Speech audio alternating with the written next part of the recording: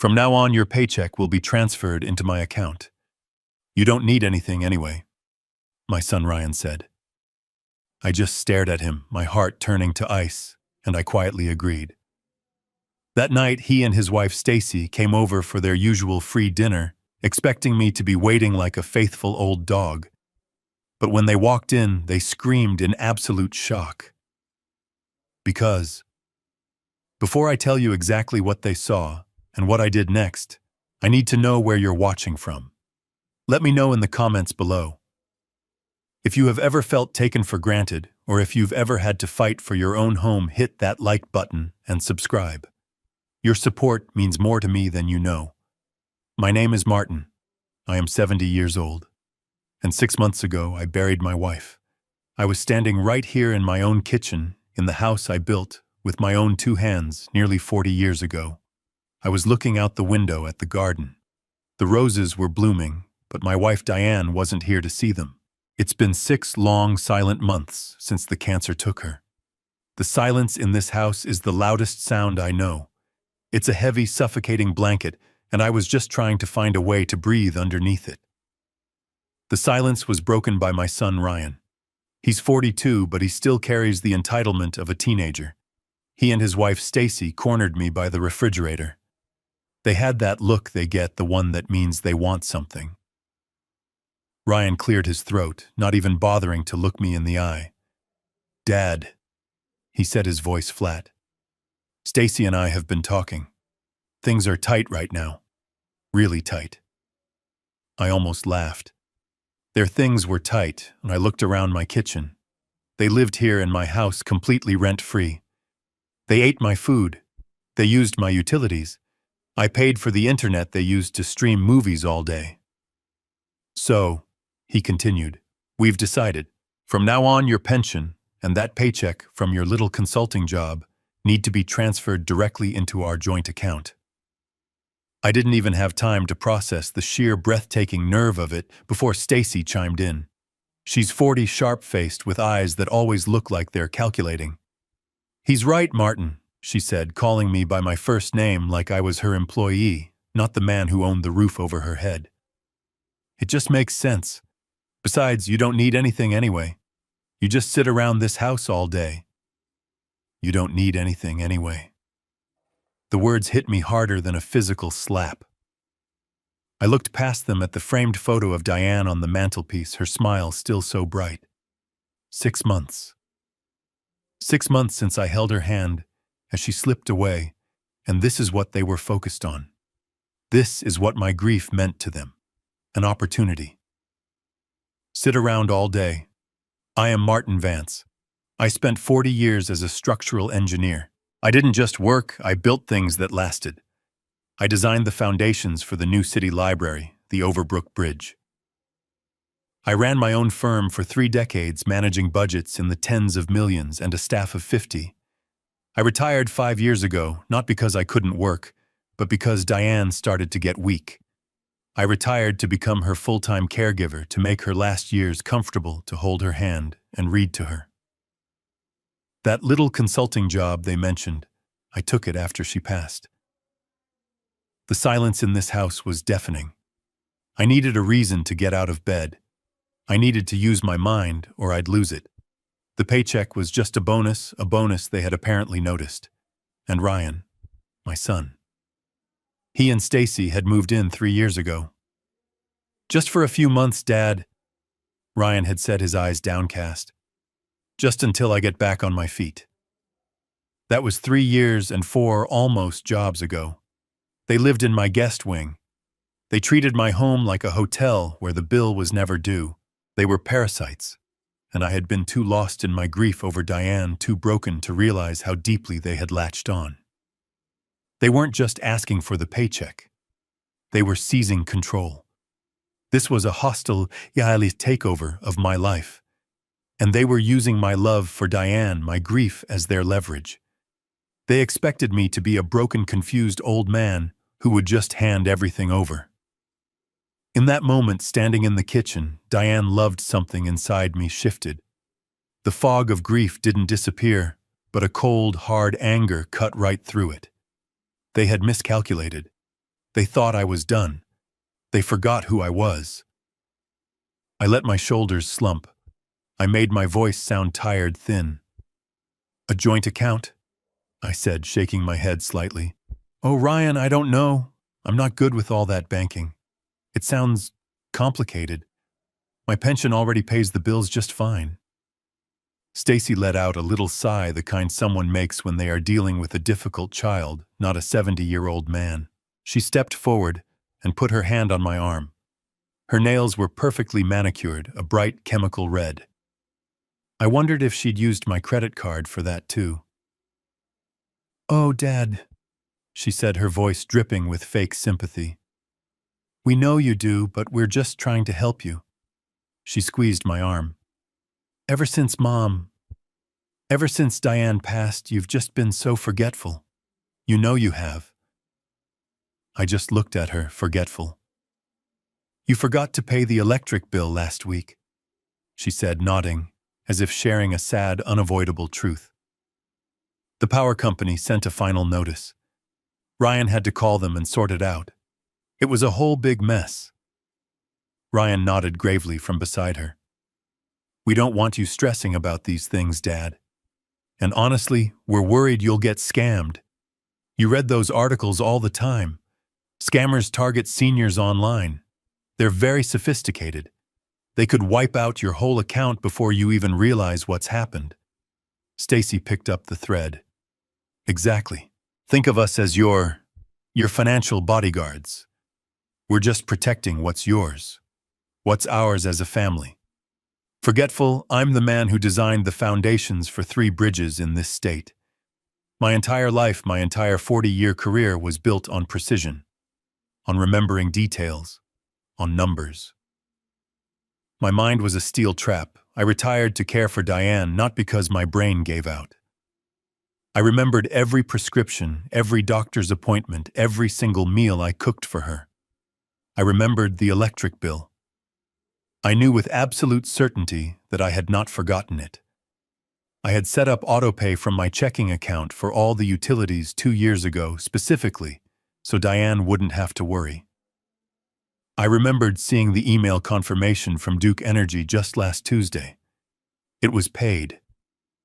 They were lying. They were standing in my kitchen looking at me with these fake pitying eyes and telling me a bald-faced lie. This wasn't a mistake on their part. This was a calculated move, a test. They were building a case against my mind, creating a narrative of the confused old man to justify what they really wanted. My money. All of it. This was theater, and in that second I decided I would play my part.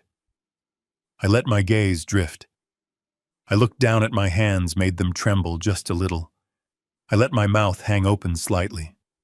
I looked back up at Stacy, trying to appear confused, lost. "Oh," I said. My voice was just a whisper. I don't remember that. The electric bill." I shook my head. I thought I paid that one." Stacy's smile tightened with victory. She thought she had me. "See," she said softly, patting my arm again as if I were a dog. "It's okay. It's not your fault. You've just got too much on your mind. You're grieving." She used my grief, my love for Diane, as her weapon. That was the part that made the cold anger in my chest burn hotter. Ryan stepped in, playing the role of the dutiful son taking charge. He put a hand on my shoulder. "It's okay, Dad. That's why we're here. This is why we need to do this. It's for your own good." He sounded so reasonable. Anyone listening would have thought he was a saint burdened with a senile father. "So," he said, his voice becoming brisk, all business. "Just call your old firm on Monday. Call Social Security, too. Tell them you're changing your direct deposit information.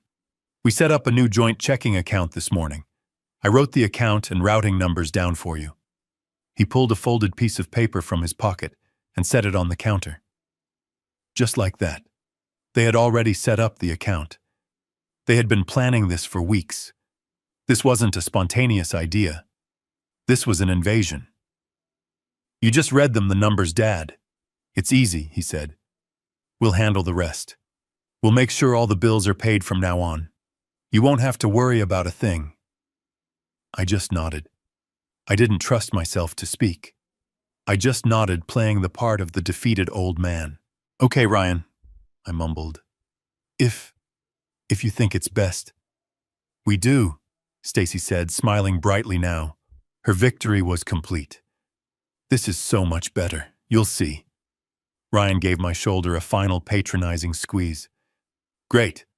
Well, that's settled. We'll see you tonight then. We'll come over for dinner around 7. Stacy's gonna make that chicken you like. I just nodded again. He meant I would be buying the chicken and I would be cooking it. Or maybe they'd just order takeout and use my card. It didn't matter. See you then, Dad, Ryan said. They walked out the front door, victorious.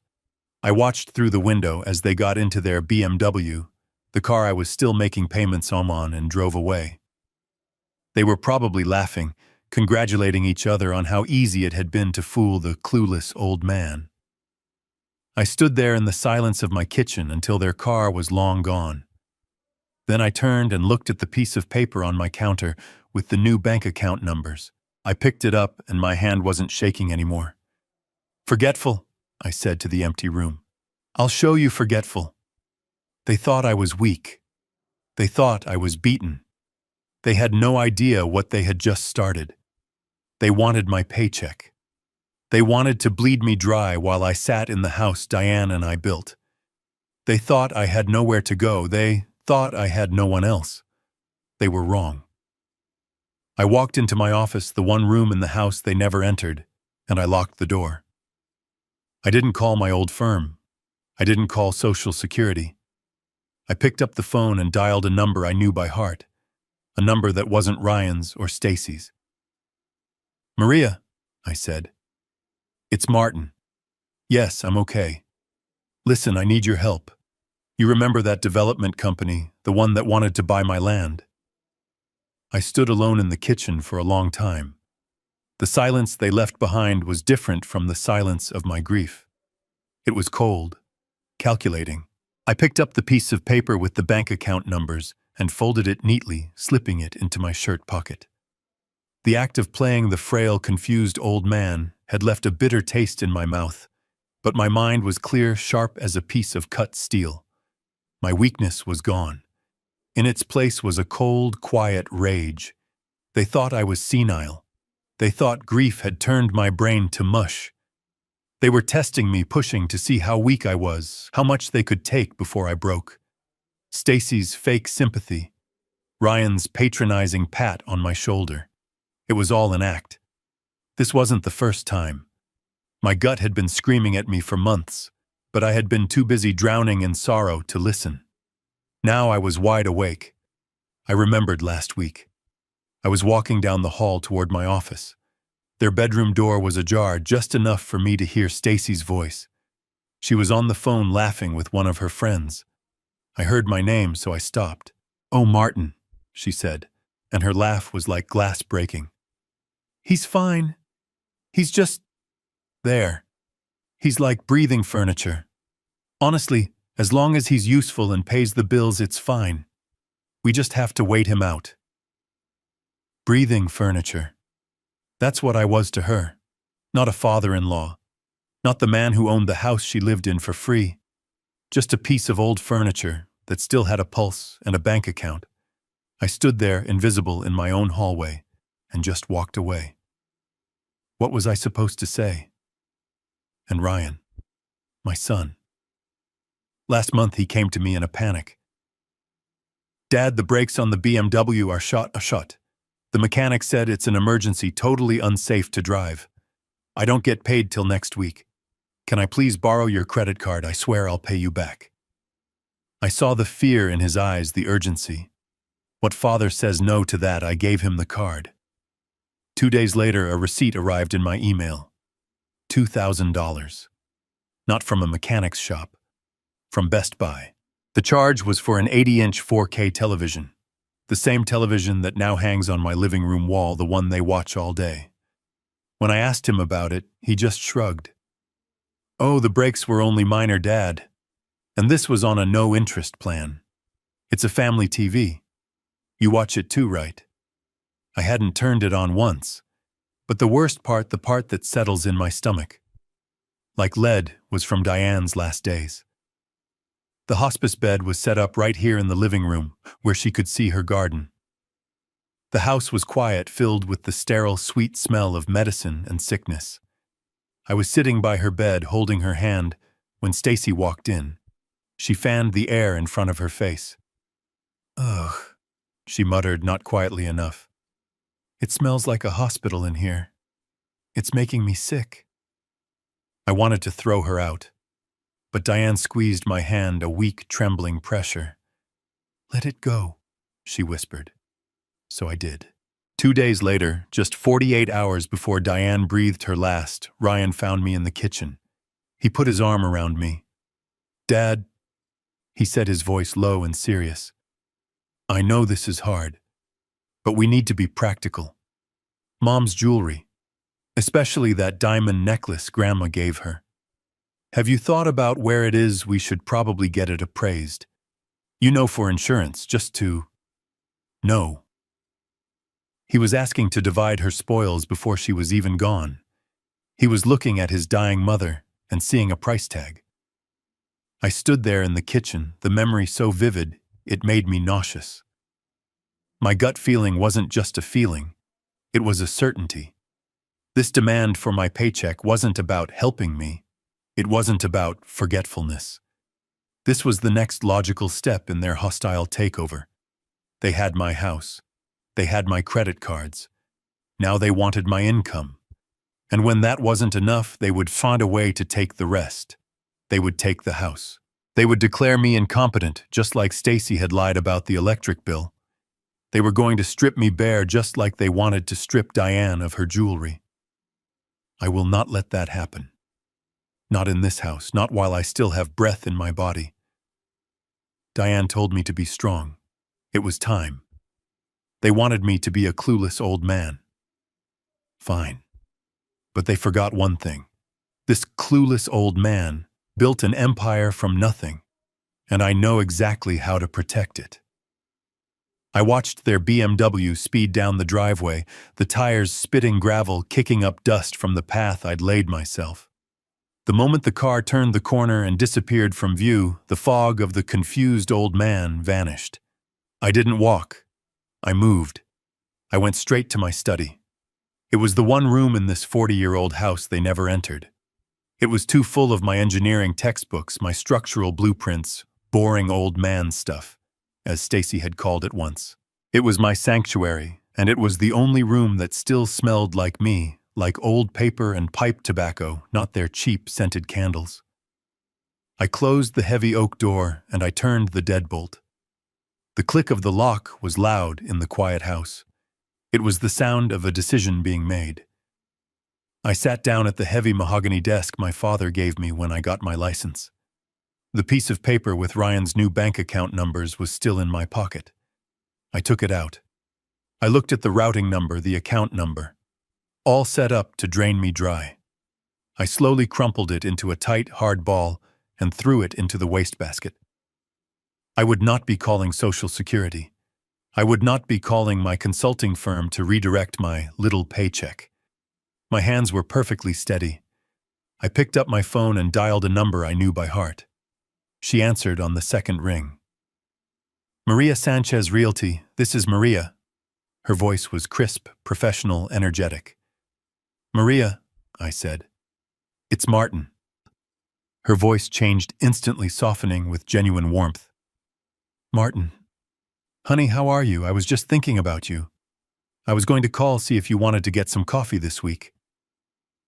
Maria Sanchez wasn't just my realtor. She and Diane had been best friends for 30 years. They were in the same gardening club.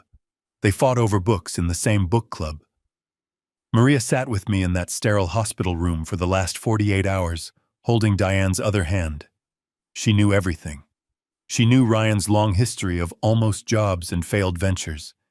She had seen with her own sharp eyes how Stacy had treated Diane near the end. Maria despised them both with a quiet, polite fury that only a true Southern woman can properly manage. "I'm okay, Maria," I said, and I was surprised to find I meant it. I'm actually clearer than I have been in months." She paused. "You sound different, Martin. You sound strong." "I am," I said. "Listen, I don't have a lot of time and I need your help. This is professional, and it is urgent." "Anything, Martin. You name it. What did those two leeches do now?" I smiled. No beating around the bush with Maria. They just demanded I sign over my pension and my paycheck to a joint account they control. They told me I'm forgetful and don't need anything anyway. The silence on the other end was heavy. When she spoke, her voice was low, and it was dangerous. "That vulture. That ungrateful. Okay. Okay. What do you need, Martin? You want me to find you a lawyer for elder abuse? I know a guy. He's a shark. He'd eat them alive." "I appreciate that, Maria, but I'm handling the legal side. I need you. I need the realtor. You remember that offer, the big one, from that development company in Atlanta, the one that wanted to buy my land for condominiums?" I heard a sharp intake of breath. "The $3.2 million one. Of course I remember. You told them to go to hell in no uncertain terms. You said they'd have to bulldoze you first." I looked out my office window past the desk to the 2 acres of land stretching out behind the house. Diane's garden. "I told them that," I said quietly, "because Diane was alive. She loved this garden. She loved that old oak tree by the driveway. I couldn't sell her memories, Maria. I couldn't." "I know, honey, I know. Well, she's gone. And the people who are left, they're just waiting. They're waiting for me to die so they can cash in on the land they never once helped maintain." "So what are you saying, Martin?" "I'm saying, is that $3.2 million offer still valid? Are they still interested?" I heard the furious click-clack of her computer keyboard. "Interested, Martin. They call me once a month. This plot is the last double-acre lot in this zip code. They want it badly. The offer isn't just valid, it's probably higher now. I bet I could get them up to 3.5, maybe 3.7. Let me call them, I can." "No," I interrupted. My voice was firm. It was the voice I used to use in boardrooms. "No negotiations.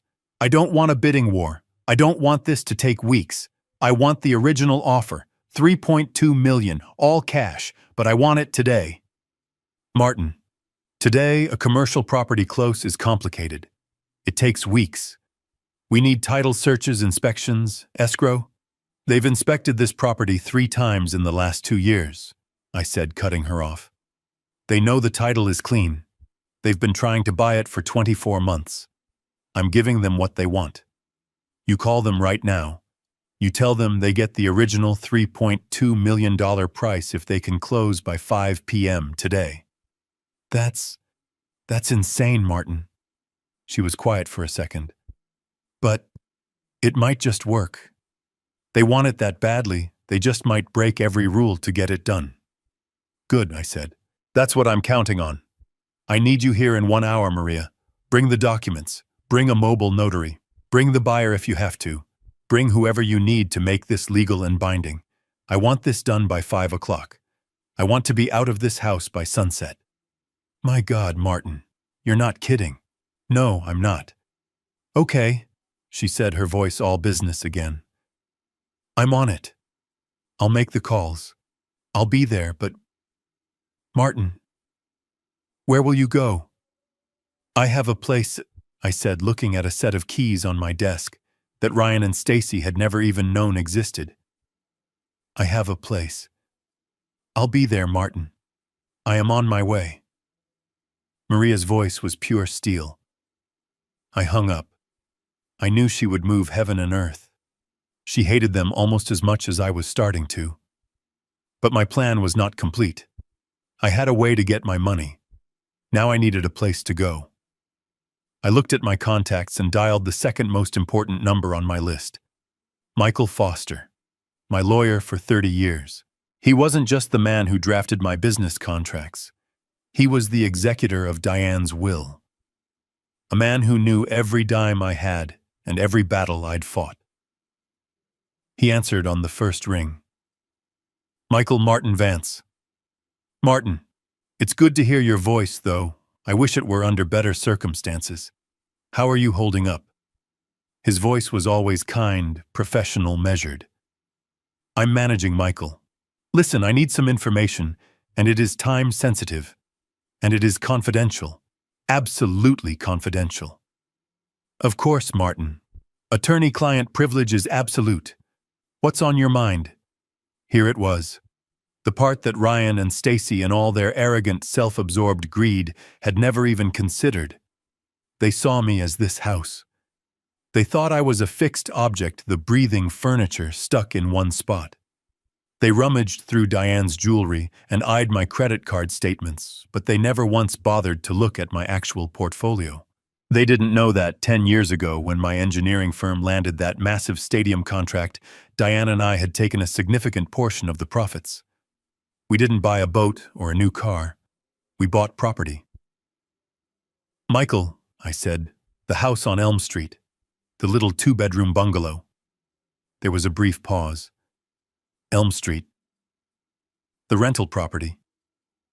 Yes, of course, I remember it. What about it? I need to know the status of the deed, right now. I know Diane and I were both on it. What happened to the title after? After she passed? Ah, Michael said, and I could hear the faint clicking of his keyboard. Right here. You were listed as joint tenants with right of survivorship. The moment she passed, Martin ownership transferred entirely to you. It's solely yours. It bypassed probate completely. It's as clean as a whistle. Why? I felt a wave of relief so strong I had to sit down in my desk chair. It was my safe house. We had rented it out for years to a nice young couple, a teacher and a firefighter. But their lease had expired 6 months ago, right before Diane took her final turn for the worse. I remember telling her I'd have Maria find a new tenant. But Diane, frail as she was, her voice thin as paper, had put her hand on my arm. Martin, she'd whispered, let's just keep it empty for a while. Just in case, you just never know. It was almost as if she knew, as if she had seen the vultures circling, as if she knew they would eventually turn on me and that I would need a place to land. You just never know. Michael, I said, my voice hardening, I need to be 100% certain, Ryan or Stacy. Did I ever, in a moment of weakness or stupidity or holiday generosity, add their names to that deed? More clicking. No, absolutely not. The title is clean. It's just you, Martin. Why are you asking? Are they trying to make a claim on it? They're trying to make a claim on everything, I said flatly. They just stood in my kitchen and demanded I sign over my pension and my salary to a joint account they set up this morning. What? Michael's voice was no longer the calm lawyer. It was the angry friend. They what, Martin? That is textbook elder financial abuse. We can file a report with the state. We can get an immediate restraining order. No, I said, cutting him off. No police, no messy reports. Not yet. I'm handling this my own way, Diane's way. Clean, final. But I need you to do something for me, Michael. This is the second reason I'm calling. Name it. I'm selling the main house, the big one, today. Michael was smart. He didn't gasp or ask if I was sure. He just processed the information. Okay, how much? 3.2 million, all cash. It's closing by 5 p.m. My God, Martin, that's fast. It has to be. Now that money, I do not want it going anywhere near my standard checking account. I don't want Ryan or Stacy to ever be able to smell it, let alone touch it. I need you to immediately draft the paperwork for an irrevocable trust. The tightest, most bulletproof trust you can write. An irrevocable trust, yes. Who are the beneficiaries? Me, I said. Only me. And the trustee who manages the funds. Me.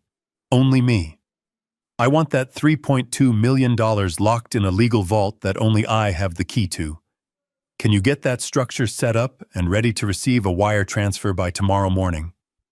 Martin, he said, and I could almost hear him smile. For you, I'll have it drafted and filed in the next hour. Good. I'm sending Maria Sanchez to your office with the signed sales agreement before the end of the day. The money is to go directly from the buyer, through escrow, and into that new trust. Understood. Perfectly, Michael said. There was a new respect in his voice. Martin, be careful. I'm just getting started, I said, and I hung up the phone. I looked around my office, my prison, not for much longer. They thought they were taking my paycheck. I was taking my life back. I had a place to go. Now I just needed to move my things. I hung up with Michael. My plan was now in motion. I had a buyer for the prison. I had a safe house for my escape. Now I just needed to move my things, and theirs. I dialed the third and final number. I'd seen their trucks in the nice parts of Charlotte, the ones with the elegant gold lettering on a clean white truck. Prestige Movers, the woman's voice answered. White glove services. Yes, I said, my voice all business. I have an emergency move. I need a team at my address in South Charlotte within the hour. I understand this is a rush job. I will pay double your standard rate. Cash. The woman paused, surprised by the urgency, but not the money. Within the hour, sir, that's a very tight window. What exactly does the job entail? It's 2 separate jobs and I need 2 separate teams, I said, looking out my office door. First, I need a professional white glove team. 2 men. Careful packers. They will be handling antiques, books, and artwork. They will be packing 2 specific rooms, my master bedroom and this office. They will be moving these items to a second nearby location. Okay, sir. And the second job? For the second job, I said, my voice hardening. I don't need white glove. I just need 2 strong backs. And I need you to rent on my behalf the largest U-Haul truck you can find. A 26-footer. I want that truck parked in my driveway, and I want your 2 men to take everything else in this house and put it in the back of it. Everything else, sir? She asked, a note of confusion in her voice. Furnishings from which rooms? All of them, I said. The living room, the guest wing bedrooms, the kitchen appliances, the dining room, everything. Whatever is not in my office or my bedroom gets loaded into that U-Haul. I don't care how you pack it. Just get it out. She was quiet for a beat. Sir, that sounds complicated. Is this part of a divorce proceeding? We often need authorization. This is part of a spring cleaning, I said, cutting her off. I am the sole owner of this property. My name is Martin Vance. You can check the county records. I am paying for this service. Can you do it, or do I need to call someone else? No, sir, Mr. Vance. We can do it. A 2-man white glove team for the personal items and a 2-man standard team with a U-Haul rental for the spring cleaning. We can have them both there by 3 p.m. Perfect, I said. Send me the bill. I hung up home. 3 p.m. That gave me just enough time before Maria arrived with the closing papers. It would be a very, very busy afternoon. I walked out of my study and stood in the living room. My living room. I looked at that absurd 80-inch television. It dominated the wall, a giant black hole of plastic and glass. Ryan had told me it was a family gift, a gift he bought with my credit card. I looked at his video game console next to it, the stack of games with violent, colorful covers.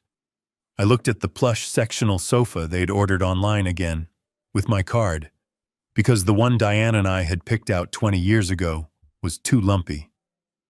I walked to the front door, and there it was, Stacy's collection. At least a dozen pairs of expensive sneakers, brightly colored Nikes, those absurd Yeezy things, shoes that cost $300, $400 a pair, all bought while she complained about the smell of sickness in the house. All bought while her husband, my son, told me I was the one wasting money. I remembered it clearly. It was just last week. I was sitting at the kitchen table tying my old New Balance sneakers. They were comfortable, but the sole on the left one was starting to come loose. I suppose I need a new pair of walking shoes, I'd said mostly to myself. Ryan heard me from the living room. He laughed, that short, barking laugh of his. "A waste of money, Dad," he called out. His eyes glued to the giant TV. "You don't go anywhere. You just sit here." I looked down at the pile of Stacy's ridiculous, expensive shoes. I thought about Ryan's words. "You don't go anywhere." He was right. I hadn't gone anywhere. I had been a prisoner in my own home, trapped by my grief and by their greed. "Well," I whispered to the empty room, looking at the mountain of their possessions, "I might not go anywhere, but all of this is about to." I heard the rumble of a diesel engine outside. I looked through the window. A large, white, immaculately clean truck from Prestige Movers was pulling into my driveway. Right behind it, like a shark following a pilot fish, was the bright orange 26-foot U-Haul. And just behind that, Maria Sanchez's black Mercedes pulled up. It was 3 p.m. The cavalry had arrived. Maria was out of her Mercedes before the engine was even off. She moved with the energy of a woman half her age, her heels clicking fast on my driveway. She was followed by 2 men in dark suits. One I recognized as Mr. Harrison, the developer's agent, and the other carried a heavy leather briefcase. He had the unmistakable look of a notary, a man paid to make things final. The moving supervisors, seeing her authoritative approach, paused and looked to me. I gave them a nod. Harrison, the agent, looked around the 2-acre lot, his eyes practically gleaming. He knew he was getting a prime piece of real estate, the last of its kind in this neighborhood. He was getting it for the original $3.2 million offer, not a penny more, but he was getting it today. While the notary began setting up a portable table and his embossed stamp right there on my front porch, a strange, surreal sight, Maria grabbed my elbow. She pulled me aside, just out of earshot of the men, her professional smile gone, replaced by the deep concern of Diane's oldest friend. "Martin," she whispered, her voice urgent. She gripped my arm tightly. "Are you absolutely 100% sure about this? Look at this place." She pointed toward the garden, toward Diane's roses, which were just starting to bloom. "This is your home, Martin. This is the house you and Diane built together. That rose bush right there, you planted that for her on your 10th anniversary. That oak tree, that's where Ryan had his swing. That porch, you two sat on that porch every single evening for 40 years. 40 years of memories." I looked where she was pointing. I saw the rose bush already getting a little wild without Diane's touch. I saw the swing now rusting. I saw the ghosts of 1,000 happy evenings, Diane's laughter, mixing with the sound of the crickets as the sun went down. A wave of sadness, deep and heavy, washed over me. This was my home. My resolve wavered just for a fraction of a second. This was the house my children took their first steps in. This was the house I brought Diane home to as a bride. Was I really going to let them chase me out? Was I letting them win, letting them drive me from my own sanctuary just out of spite? Then I thought of this morning. I thought of Ryan's flat, dead eyes as he demanded my pension. I thought of Stacy's sneering voice. "You don't need anything anyway." I thought of her complaint about the smell of sickness when my wife was dying in the next room. I thought of my son asking about his mother's jewelry while her heart was still beating. The sadness evaporated. It didn't just fade. It was burned away by that cold, hard clarity. I turned back to Maria. My voice was quiet, but it didn't shake. "Maria," I said, "for the last 6 months, this hasn't been my home. It's been a prison. It's been a waiting room where I was just breathing furniture. Every single memory of Diane in this house has been tainted by them. They've poisoned this well, Maria. Their greed, their disrespect, it's in the walls now. I looked her straight in the eye. Diane wouldn't want me to stay here and become their servant. She wouldn't want me to be their ATM until I died. She told me to be strong. This is me being strong. Diane would want me to be free. She would have told me to burn it to the ground before I let them have it. Maria searched my face, looking for any sign of doubt. She found none. She took a deep breath, and that steel returned to her eyes. She squeezed my arm this time in support. "Okay," she said, her voice firm again. "Okay, Martin. Let's set you free. Let's go sign."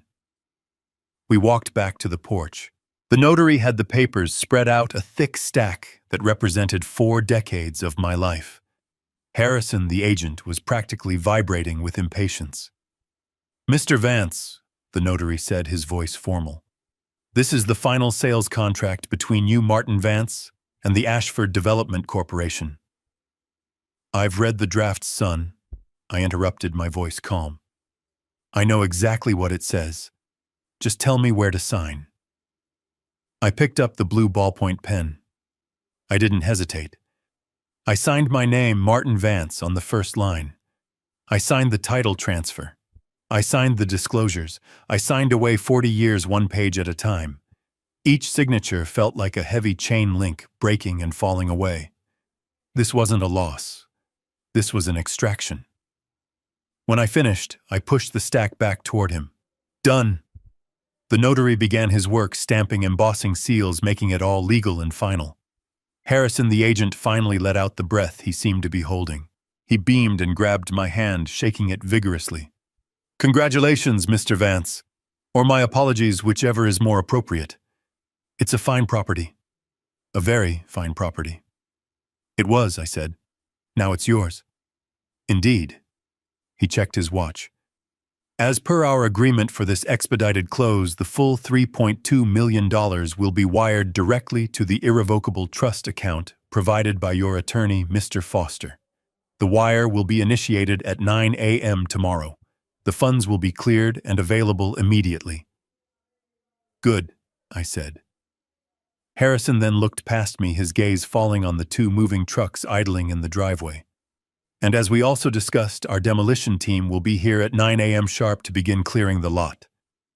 He looked at me, a hint of professional concern in his eyes. You're quite sure you'll be cleared out by then?"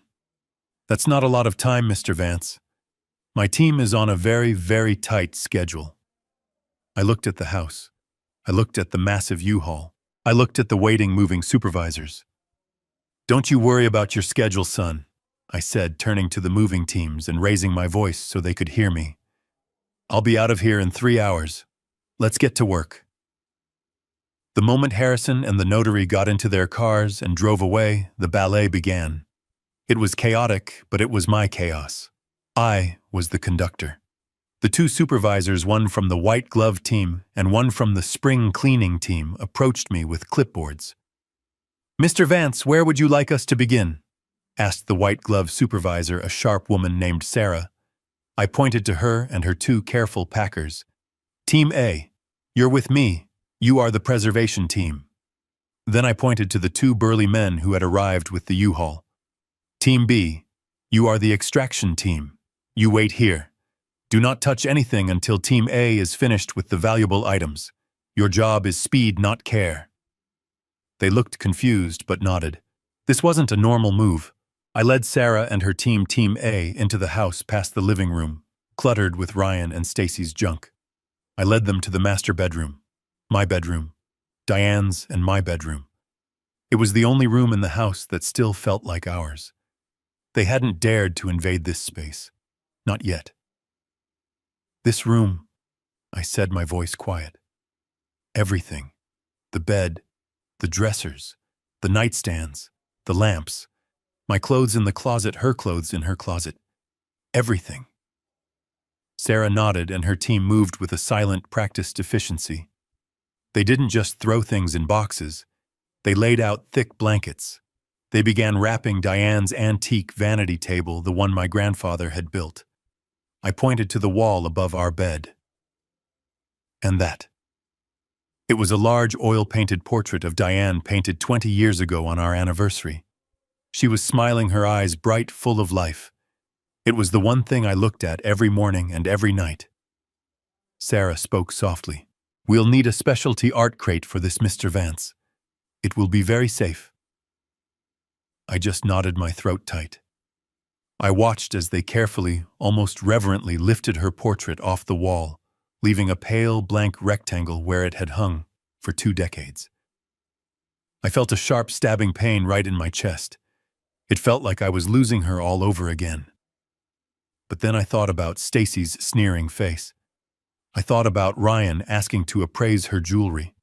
If I left this here, I knew exactly what would happen to it. They would sell it. They would sell her memory for whatever cash they could get. The pain in my chest solidified back into that cold, hard resolve. This wasn't a loss. This was a rescue. I was saving her from them. I turned and walked to my office. "This room too," I said. "Everything. The desk, the chair, the filing cabinets, and every single book on these shelves. Diane's collection of classic literature. My entire library of engineering texts. 40 years of our lives bound in paper and leather." "Pack every single one," I said, as they worked wrapping my life in bubble wrap and brown paper. I walked back out to the main hall. Team B, the U-Haul crew, was standing there awkwardly waiting for their turn. I walked past them to the main wall in the hallway. The family photo wall. There were pictures of Ryan as a baby. Ryan on his first bicycle. Ryan at his high school graduation, me and Diane on either side beaming with pride. There were photos of his college graduation, his wedding. A whole life documented and framed, a shrine to a son I thought I knew. "Sarah," I called out. She came out of the bedroom. "Yes, Mr. Vance?" I pointed to the wall. "All of them. Every frame. Carefully." She looked at the photos, then back at me. I could see the question in her eyes. She was a professional. She had seen messy divorces, seen families torn apart. This, she knew, was one of them. "Pack them all," I repeated. "They are being moved to the new address." I wasn't just taking my things. I was taking our history. I was taking his history. They wanted to erase me, to treat me like breathing furniture. Fine. I would take the pictures. I would take the proof that we were ever a family at all. Let them stare at the blank walls and the empty nail holes. I looked at my simple things. The lumpy leather armchair I'd had since my first job. Diane's sewing basket. My old desk. We hadn't lived an extravagant life. We saved. We invested. We bought property. We didn't buy stuff. The house felt lighter as my belongings were carefully carried out the front door and loaded into the clean, professional, prestige mover's truck. It was an amputation, just as I'd thought. I was cutting away the infected part of my life, and the infected part was everything that wasn't in these boxes. "Okay, Team A is almost done," I said to Sarah. "Take this address." I handed her a slip of paper with the Elm Street house on it. "Move everything there. Unpack it in the corresponding rooms. The desk in the small office, the bed in the master." "And you, sir?" she asked. "I'll be there later," I said. "I have one last job to supervise here."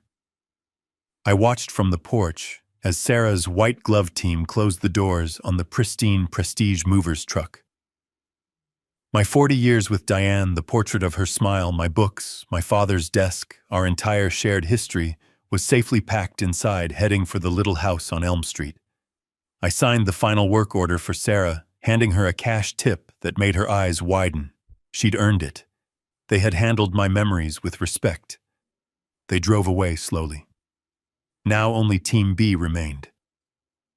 The 2 large men in simple blue t-shirts were standing by the gaping maw of the 26-foot U-Haul.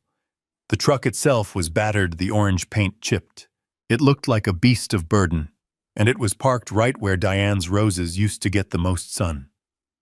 The supervisor, a big man with a thick neck, looked at me, waiting for instructions. "All right, gentlemen," I said, my voice changing. The softness I used with Sarah was gone. Now it's your turn. The extraction team. I led them back into the house. The echoes were already louder. The hallways were bare, the walls covered in pale, blank squares where our family photos had been. We walked past my empty office, past my empty bedroom. I took them to the guest wing, their territory. I pushed the door open. The smell hit me first. It wasn't the smell of sickness that had lingered when Diane was ill. This was a different kind of rot. It smelled of stale fast food, cheap scented candles trying to cover something, and unwashed laundry.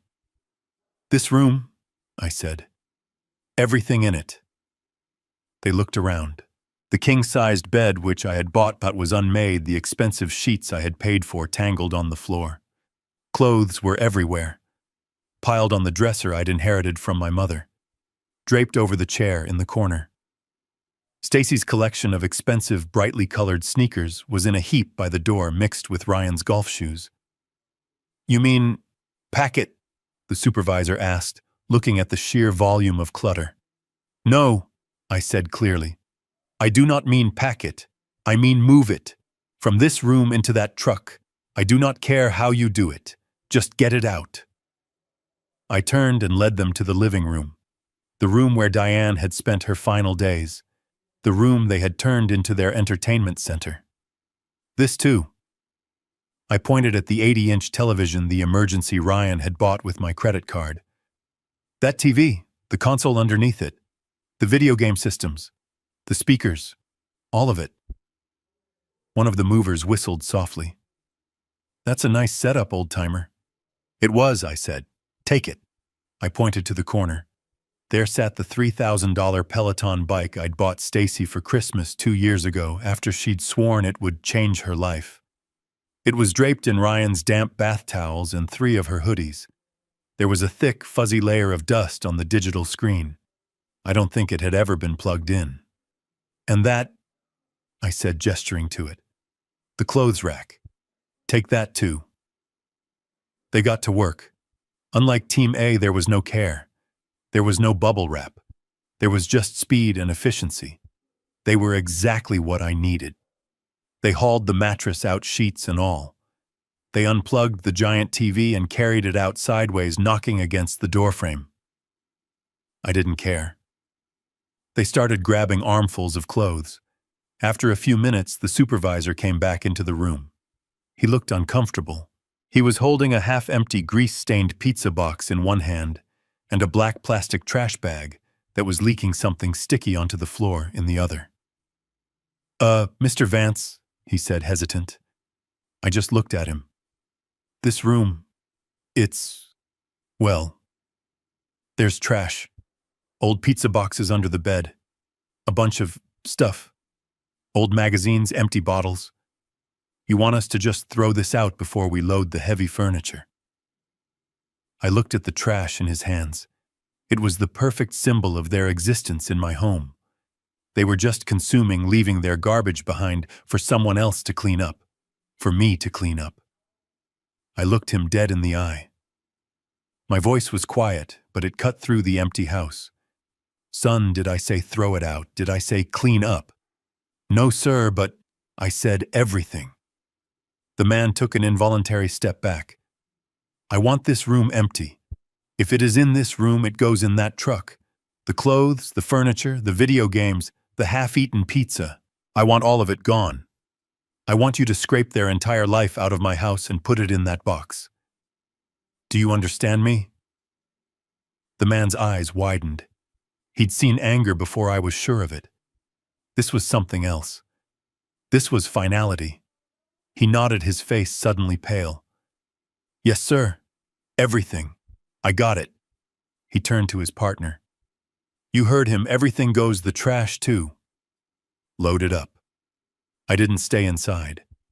I went back out to the porch and stood in the afternoon sun. I watched the parade of their lives being unceremoniously dumped into the back of that U-Haul. Out came the TV. Out came the mattress. Out came the video games. Out came the Peloton still draped in towels. Out came the overflowing laundry hampers. Out came the designer sneakers, and out came the black plastic bags of their own garbage. It was a cleansing. It was an exorcism. It took them less than 45 minutes. They slammed the heavy metal door of the U-Haul, down the sound echoing like a gunshot in the quiet afternoon. I did a final walkthrough. The living room was empty. The guest wing was empty. The kitchen was empty save for the refrigerator, which was mine, and the single-framed wedding photo of Ryan and Stacy, which I had placed face down on the cold tile floor. It was done. My house was finally completely mine again, if only for a few more hours. By 4:45 p.m. it was finished. The last of Team B's men carried out a final leaking trash bag and tossed it into the U-Haul. He slammed the heavy roll door down the sound, booming across the quiet, empty driveway. It felt final. The supervisor from Team B approached me, wiping his brow with a dirty sleeve. He was a big man, but he looked at me with a new kind of wariness.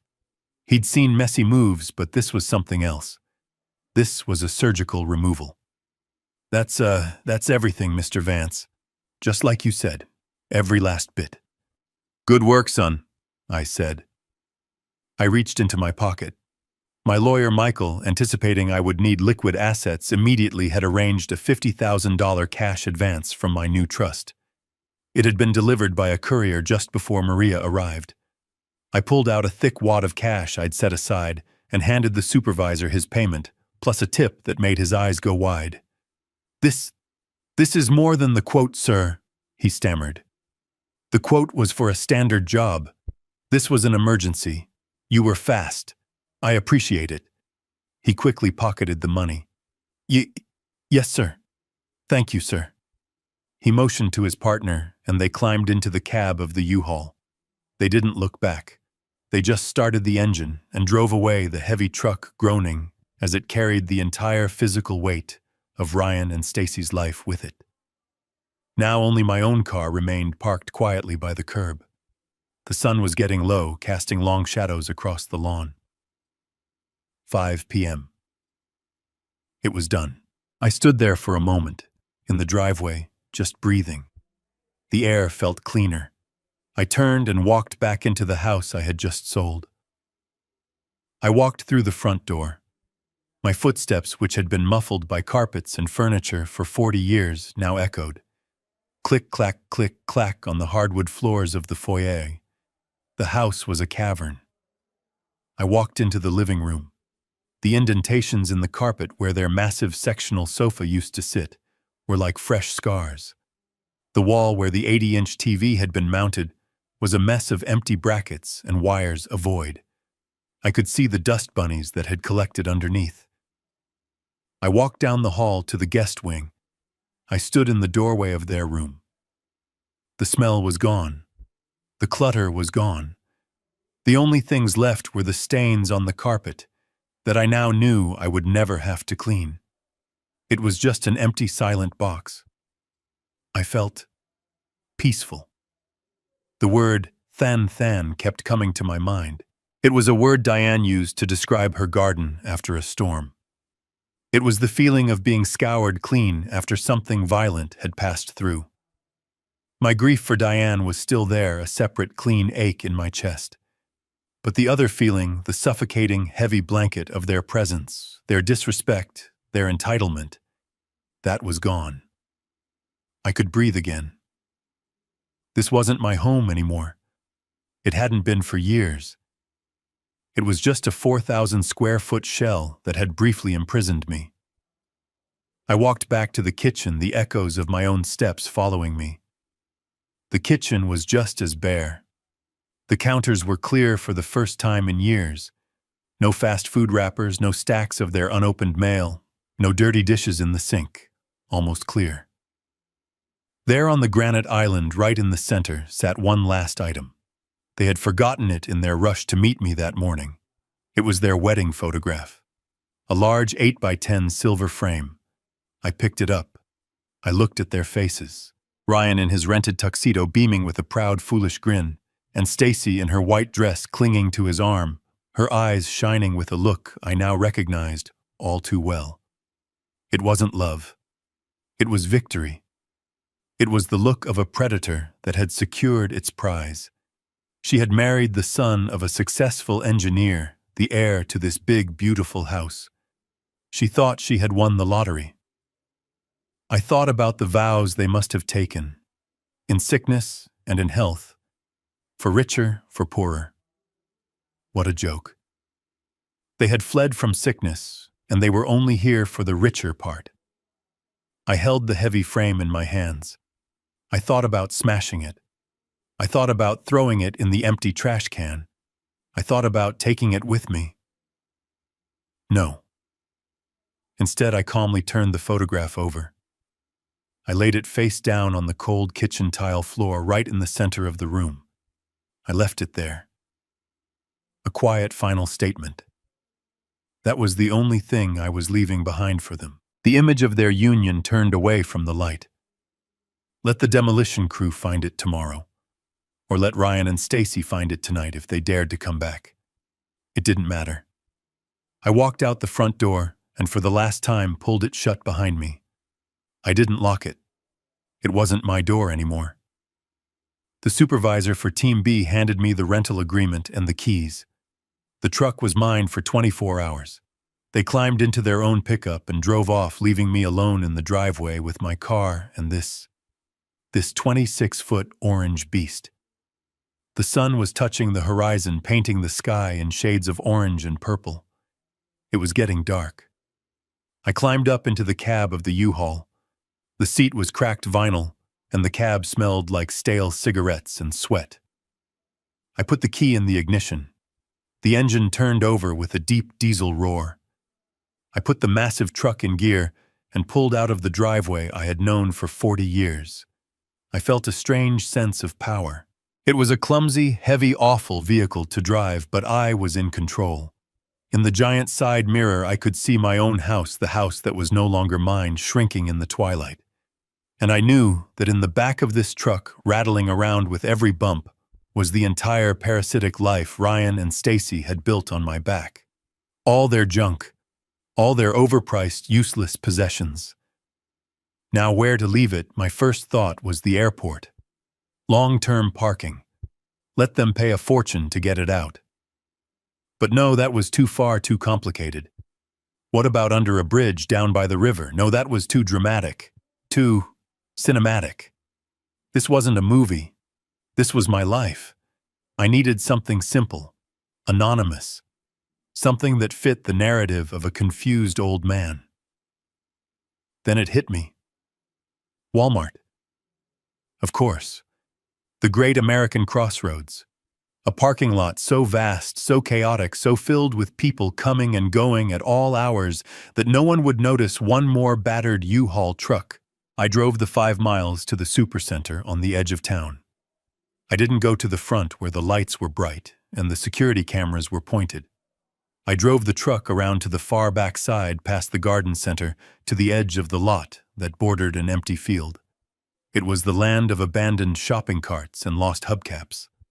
I found the perfect spot, a dark corner between a tractor trailer that had clearly been unhitched for days and a row of rusted shipping containers.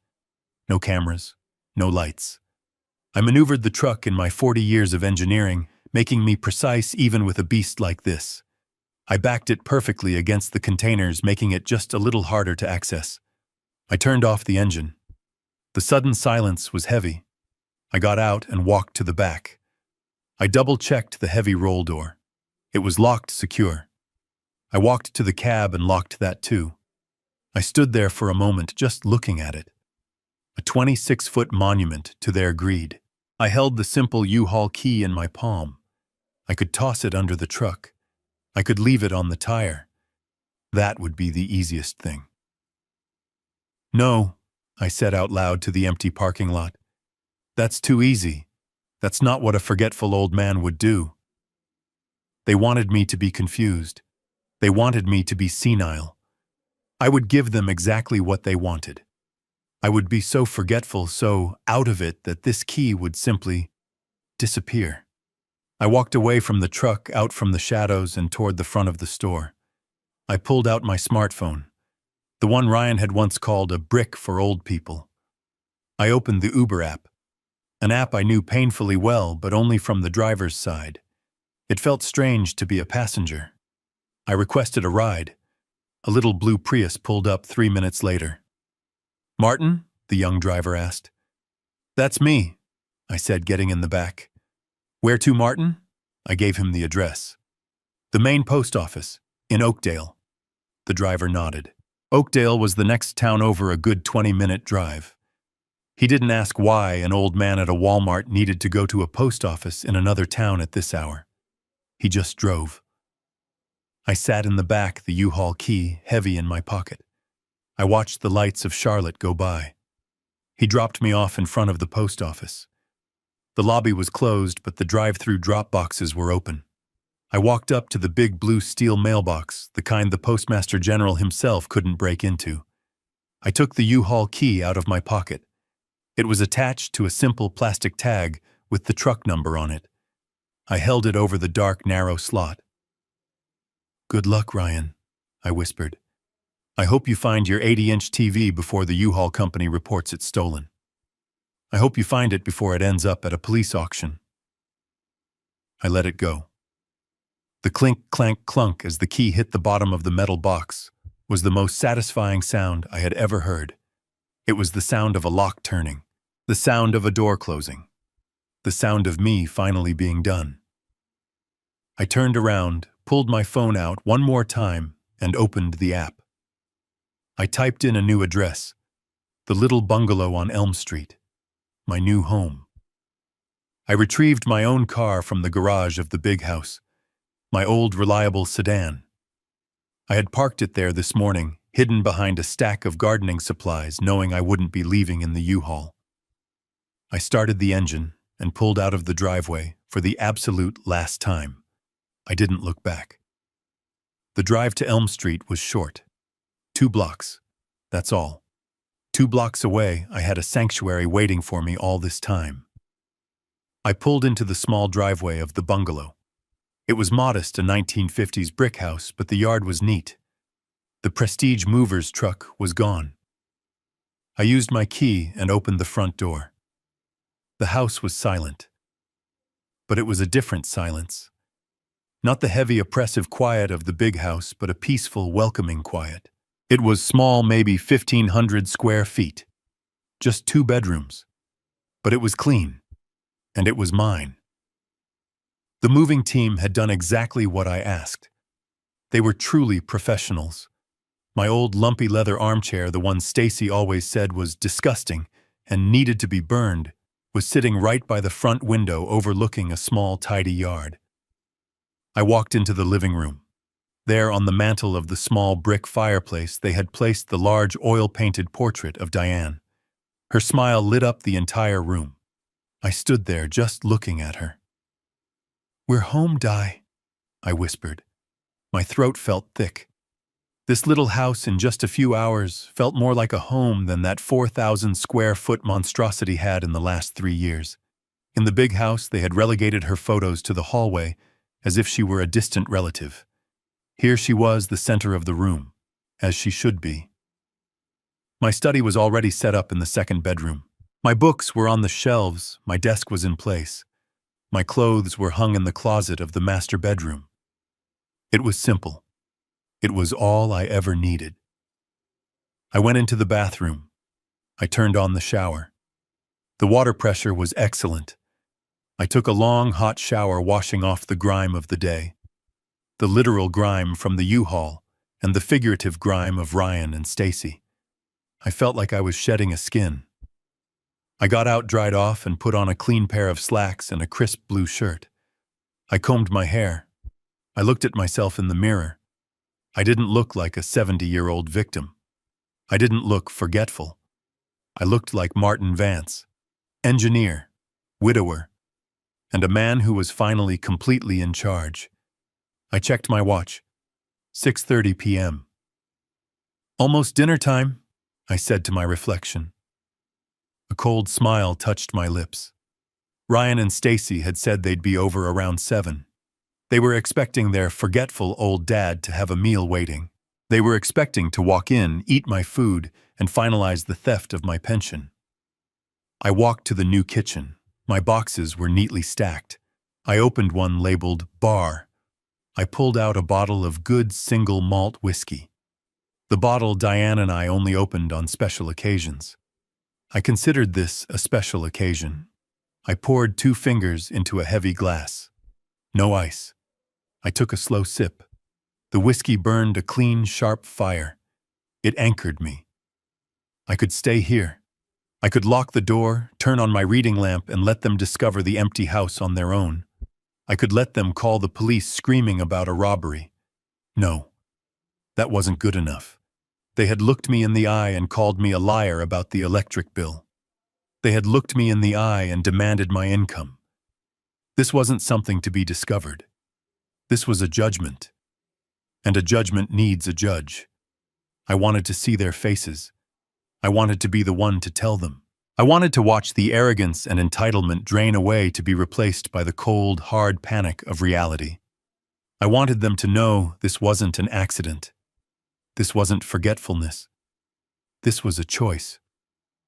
My choice. I grabbed my car keys. I took my glass of whiskey. I wasn't going to hide in my new house. I had one last thing to do, one last visit to pay.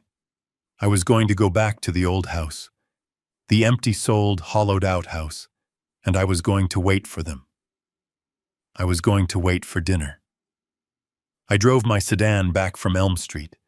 The 2 blocks felt like crossing a border into a foreign country. The car, my old familiar car, felt strange. I was returning to a place that looked like my home but was no longer mine. It was a shell. I had sold it. The demolition crew would be here in the morning. I didn't pull into the driveway. I parked across the street just past my neighbor's house under the deep shadow of a large, mature oak tree. I turned off the engine and the lights. The car went dark. I sat there invisible, just watching. My house, there it sat. Dark, empty, silent. The windows were blank like the eyes of a skull. It looked wrong. For 40 years, that house had been full of light, of life. The smell of Diane's cooking. The sound of Ryan's basketball pounding on the driveway. The murmur of the television. Now it was just a box. A 4,000-square-foot tomb of memories I had just signed over. I wasn't nervous. I wasn't scared. I felt a strange, cold, surgical calm. The kind of focus I used to get right before a major structural presentation. This was just the last part of the plan. The final calculation. I had engineered my escape. Now I was just here to watch the controlled demolition of their expectations. I looked at the front porch. The swing where Diane and I had sat on so many evenings was gone safe at Elm Street. But the steps were still there. Cold, hard concrete. I thought about hiding. I could just sit here in the dark, wait for them to arrive, and watch the show from a safe distance. I could let them run around, panic, call the police. I could let them discover the truth from a formal letter from my lawyer tomorrow. That would be the easy way. Then I remembered Diane's voice. In those last few weeks when the pain was bad, but her mind was still sharp, she had grabbed my hand. She saw how Ryan and Stacy were hovering, how they barely spoke to me, how they were already treating me like an inconvenient piece of furniture. "Don't let them bully you, Martin," she had whispered, her voice a papery rasp. "Don't let them. You're stronger than you think. You always were." I had spent 6 months being bullied. I had spent 6 months letting my grief be their shield, their excuse. I had let them treat me like a forgetful, useless old man. Hiding in the car. That's what a bullied man would do. That's what a victim would do, and I was done being the victim. Diane was right. I was stronger than this. My strength wasn't just in my mind, in my calculations. It was in my spine. It was time to show them. I picked up the heavy glass from the cup holder. The whiskey I had poured at Elm Street was still nearly full. I opened the car door. The interior light flashed on for a second. then went dark as I closed it with a quiet, solid thunk. I stood on the sidewalk across the street. I could smell my neighbor's barbecue. Life was going on normal. I crossed the street. My footsteps were the only sound. I walked right up the pathway I had built with my own hands, stone by stone, in 1985. I walked up the 3 steps to the porch. My porch. I sat down on the top step right in the center. I leaned my back against the pillar. The concrete was cold, and the chill went right through my slacks, but it felt good. It felt real. The sun was a fiery red slit on the horizon. The sky was a deep, bruised purple. It was beautiful. I was a stranger sitting on the porch of a house I no longer owned, waiting to confront the son who thought he had stolen my future. I was the executioner sitting down to our meal with the condemned. I raised the glass of whiskey to the empty house, to the memory of Diane, to the end of an era. "This is for you, Di," I whispered. I took a slow, burning sip. The whiskey warmed my chest, settling that cold, hard resolve right into my bones. I checked my watch. 6:50 p.m. They would be here soon. They were always punctual when a free meal was involved. I sat there. I listened to the crickets start their evening song. I watched the first lightning bugs of the night begin to dance over the lawn. I was not afraid. I was not sad. I was just, ready. I was Martin Vance. I was 70 years old, and I was waiting. I sat there on the top step, the cold of the concrete seeping through my slacks. It was 7:05 p.m. The streetlights had just flickered on, painting the neat suburban lawns in a pale, sickly yellow. My lawn. For now. I swirled the last of the whiskey in my heavy glass. The air was still. I was waiting. I was perfectly calm. Headlights cut the dusk. Ryan's black BMW, the one I was still paying the insurance on, turned into the driveway. He always took the corner too fast, spitting gravel onto the grass Diane had worked so hard to maintain. The doors slammed loud and jarring in the quiet evening. I didn't move. I was just a shadow on a dark porch. They didn't even glance my way. They were laughing. Stacy's voice, sharp and high, carried clearly. "I swear, Ryan, if that old man just heated up a frozen pizza again, I'm going to lose it. I'm not eating that trash." Ryan chuckled. That short, barking laugh he has. "Relax, honey. It's the last time. After he signs over that pension, we can celebrate. We'll order steak. He can have the pizza." They walked right up the path, Stacy in the lead, her face illuminated by the bright screen of her phone. They were too absorbed in their own world, too focused on the free meal they were about to demand, too certain of the night ahead. They didn't notice the U-Haul was gone. They didn't notice the house was dark. They didn't notice me sitting 10 feet away watching them. Stacy pushed the front door open. I'd left it unlocked. It swung inward on silent hinges, opening into a dark, gaping hole. She stepped inside. Ryan followed, still talking about some sports game. And then the guy just... He stopped. His voice just... stopped. The door didn't close.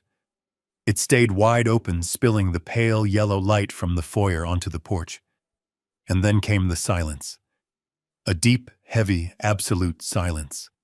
The kind of silence that only exists in a 4,000-square-foot vacuum. The kind of silence that swallows sound. I heard Stacy take a sharp, confused breath. "Ryan." Her voice was small, uncertain. "What? Why is the..." And then the silence broke. It was shattered by a sound I had never heard before, not even when Diane was at her sickest. A high-pitched animal scream of pure, undiluted panic. "Ah, Ryan, we've been robbed. We've been robbed. Everything is gone." I heard them. The sound I had been waiting for. The sound of their footsteps on the bare hardwood floors. Thump, thump, thump, thump, it echoed. The house was a drum, and they were beating on it in their terror. They were running from room to room. I heard Stacy scream again, a different sound this time, a wail of personal loss as she ran into the living room. "The TV! Ryan, they took the TV! They took my Peloton! Oh my God, Ryan, they took everything!" Then came Ryan's voice, louder, higher, laced with a different kind of terror. He wasn't screaming about the TV. He had realized something else. "What the hell? Dad, Dad!" I heard him run back to the foyer, his heavy feet pounding. He ran toward the kitchen. "They took Dad. Dad's gone, Stacy. Oh my God, they kidnapped him. Dad, where's the old man?" I sat there on the step. I took a slow, final sip of my whiskey. Kidnapped. It hadn't even occurred to me they'd think that. They didn't just think I was forgetful. They thought I was helpless, so weak, so pathetic, that a team of burglars had decided to steal the breathing furniture right along with the sofa. The irony was so thick I almost choked on it. They weren't worried about me.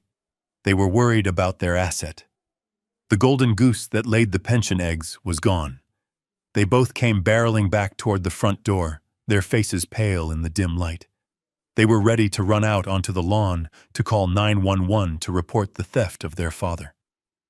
"We have to call the police," Stacy was yelling, her hands flapping at her sides. "His car is gone. They took him. They took the old man." They burst out onto the porch, almost tripping over each other. They stopped dead at the top of the steps. They had finally seen me. Just a 70-year-old man sitting in the dark, holding an empty glass. They both froze on the top step. Their mouths were open. Stacy was the one who was still pointing, her hand trembling, but now it was pointing at me. Ryan just stared, his chest heaving, his face a mask of total blank confusion. He looked from me, sitting calmly, to the dark, empty void of the house behind him, and back to me. The wheels were turning, but they were grinding. "Dad?" Ryan's voice was a shaky whisper. He took a step toward me. "Dad. Oh my God. You're okay. You're okay. What happened? Where were you?"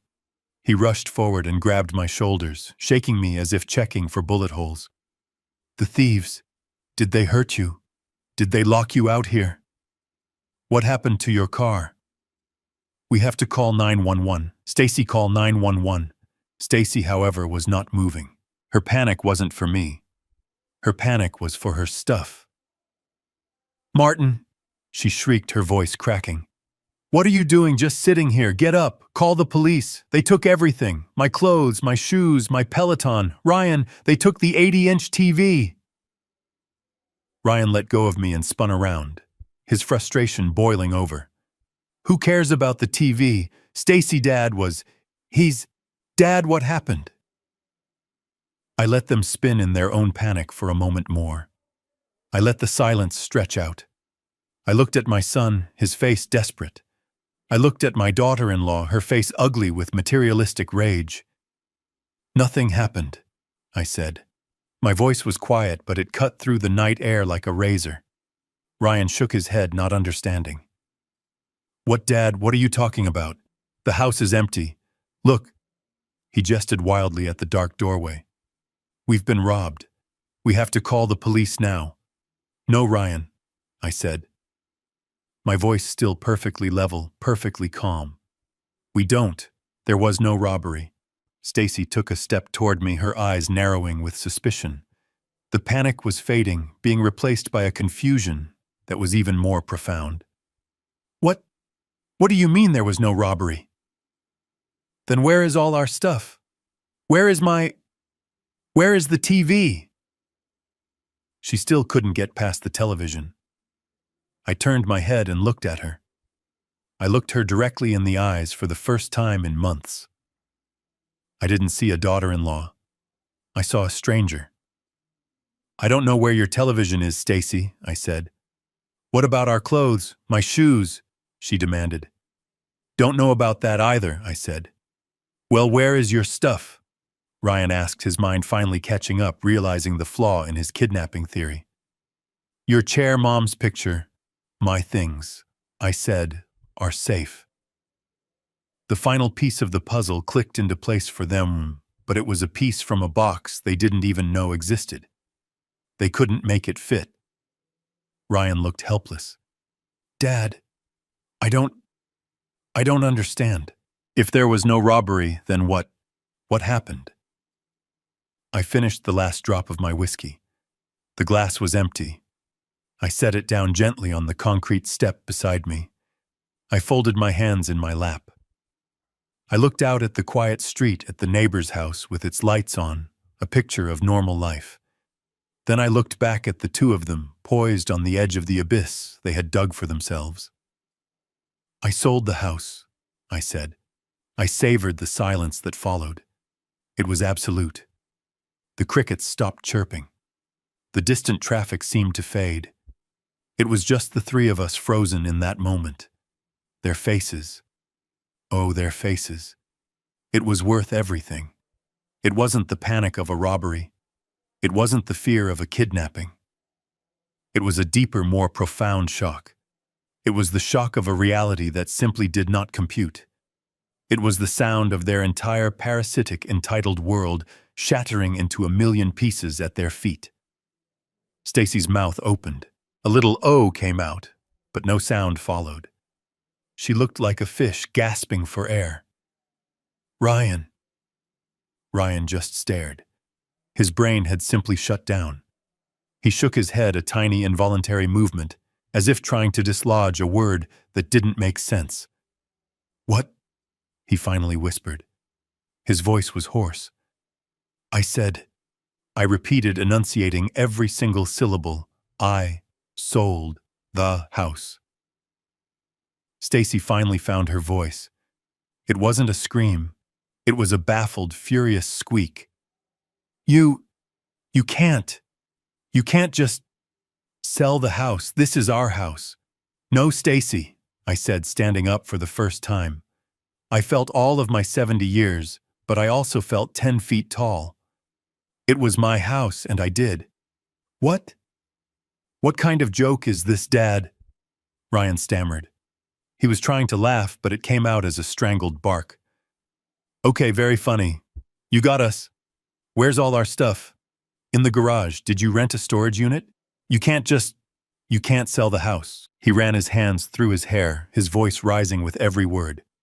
This is our house, Dad. This is the family home. No, Ryan, I said. I was so calm. My voice was like ice. It was my house. I built it. I paid for it. And today at 3 p.m. I sold it. I paused, letting the words sink in. $3.2 million. Cash. Stacy, who had been frozen in horror, suddenly snapped to attention. Her eyes, which had been darting around looking for her Peloton, became laser-focused on me. Her entire demeanor changed. The panic over her possessions was instantly vaporized by a much stronger emotion. Greed. 3.2 million, she whispered. She repeated the number as if it were a prayer. $3.2 million. Ryan hadn't even processed the number. He was still stuck on the first part. But where will we live, Dad? You can't do this to us. You can't just sell our home out from under us. It's illegal. Is it? I asked. Is it illegal for a man to sell his own property? The property that is solely in his name and the name of his deceased wife, Michael Foster. My lawyer seemed to think it was perfectly legal when he filed the paperwork. Stacy put her hand on Ryan's arm. She was the smart one. She had already moved on to the next phase of the calculation. The house was gone, but the money was here. Ryan, calm down, she said, her voice suddenly sweet, oily. He's upset. He's grieving. He's not thinking clearly. She turned that new, sickly sweet smile on me. Dad, Martin, you're not well. You can't just make a decision like that. $3.2 million. That's a lot of money for one person to manage. You need help. I knew exactly what she was doing. The confused old man narrative. They were trying to pivot. If I was too senile to pay an electric bill, I was definitely too senile to handle $3 million. Oh, I'm thinking perfectly clearly, Stacy, I said. For the first time in a long time, And I have all the help I need. I have Maria, I have Michael. They've been very efficient. Ryan finally latched on to the new reality. But, okay. You sold it. Fine. $3 million. That's great for the family. So, where do we go? Did you buy a new house, a condo? Where are we moving? That's the part you're not understanding, son, I said. You are not moving anywhere. I am. I've already moved. But what about us? He asked. His voice was small. He sounded for the first time like a lost child. I looked at the empty house, the dark windows. I let the silence hang for another long second. That's the part you really need to listen to, I said. The new owner's Ashford development. They aren't interested in the house, Ryan. They're interested in the land. They're not moving in. What does that mean? Stacy asked, her voice sharp. It means, I said, looking right at her, that the demolition crew will be here at 9 a.m. tomorrow, with bulldozers. By this time tomorrow, this house will be a pile of rubble. That was the final blow. This wasn't something they could negotiate. This wasn't a problem they could manage. It was over. The house, their free ride, their entire life plan was going to be pushed into a dumpster in less than 15 hours. Stacy's knees literally buckled. She stumbled back and sat down hard on the top step, the one I had just stood up from. Her face was the color of chalk. No, she whispered. No. Ryan just looked at me, his eyes wide with a dawning, animalistic terror. The house was gone. The money was untouchable. All that was left was their stuff. My things, Stacy suddenly wailed, her voice rising again, this time in real profound despair. My clothes, my designer bags, Ryan, my mother's jewelry, Martin, you monster, what did you do with our things? Her voice was a desperate shriek. My things, Martin, my designer bags, my shoes, all our stuff. What did you do with our stuff? I looked at her. Her face was contorted, the fake sympathy from that morning replaced by a raw, ugly panic. It was never about me. It was never about Diane. It was always just about the stuff.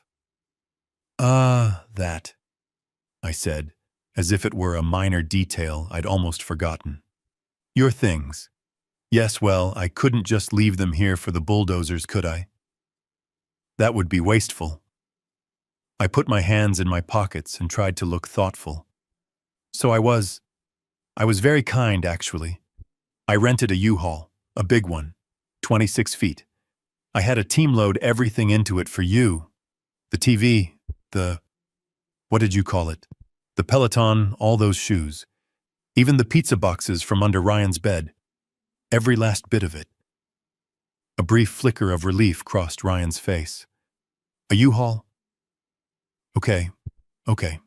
So where is it? Is it at your new place, the place on Elm Street? Elm Street, I said, feigning confusion. Oh, goodness, no. That's just a little two-bedroom. There's no room for all that. Then where is it, Martin? Stacy shouted, stepping toward me. Tell us where our things are. Well, that's the funny part, I said, looking from her to Ryan. I parked it somewhere safe. Somewhere public. I parked it at the Walmart. The Walmart, Ryan repeated, dumbfounded. You left all our possessions in a Walmart parking lot. It seemed like a good idea at the time, I said with a shrug. Plenty of lights, lots of people. But the key, Stacy said, her voice trembling. Martin, where's the key to the truck? I reached into my pocket, the one I had put the crumpled bank account paper in earlier.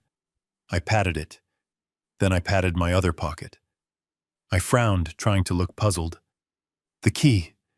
Oh dear. The key. You know, I had it right here. I think. Or maybe I left it. On the tire or... Was it the post office? I looked up at Stacy, my eyes wide with the most perfect imitation of senile confusion I could muster. I just can't seem to remember.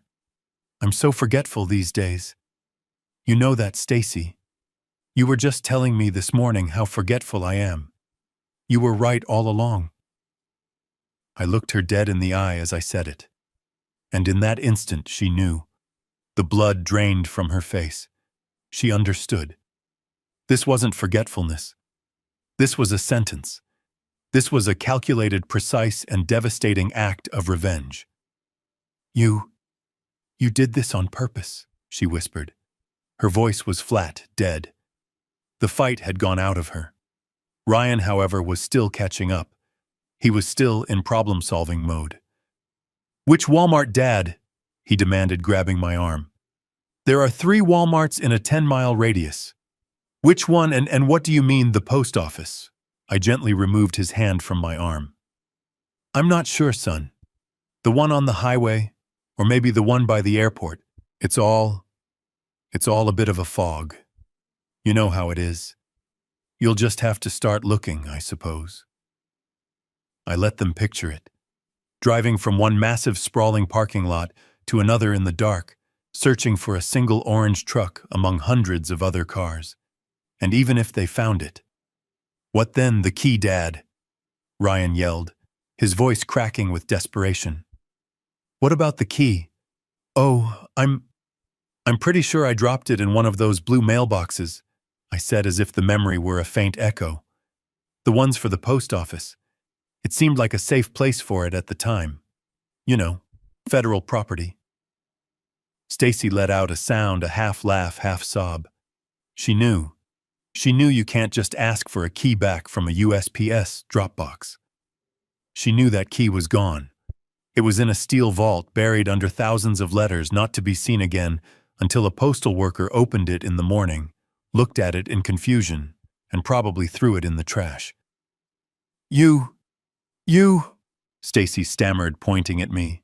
You stole our things, our possessions. We'll call the police. We'll have you arrested for theft. Theft? I asked, raising an eyebrow. Stacy, I didn't steal anything. I paid with my own money to have your belongings moved from my property, which I was in the process of selling. I rented a truck for you. I paid for the movers. I have the receipts. I was just helping. Just like you wanted to help me with my pension. I was being a good, dutiful father. I just forgot where I put the key.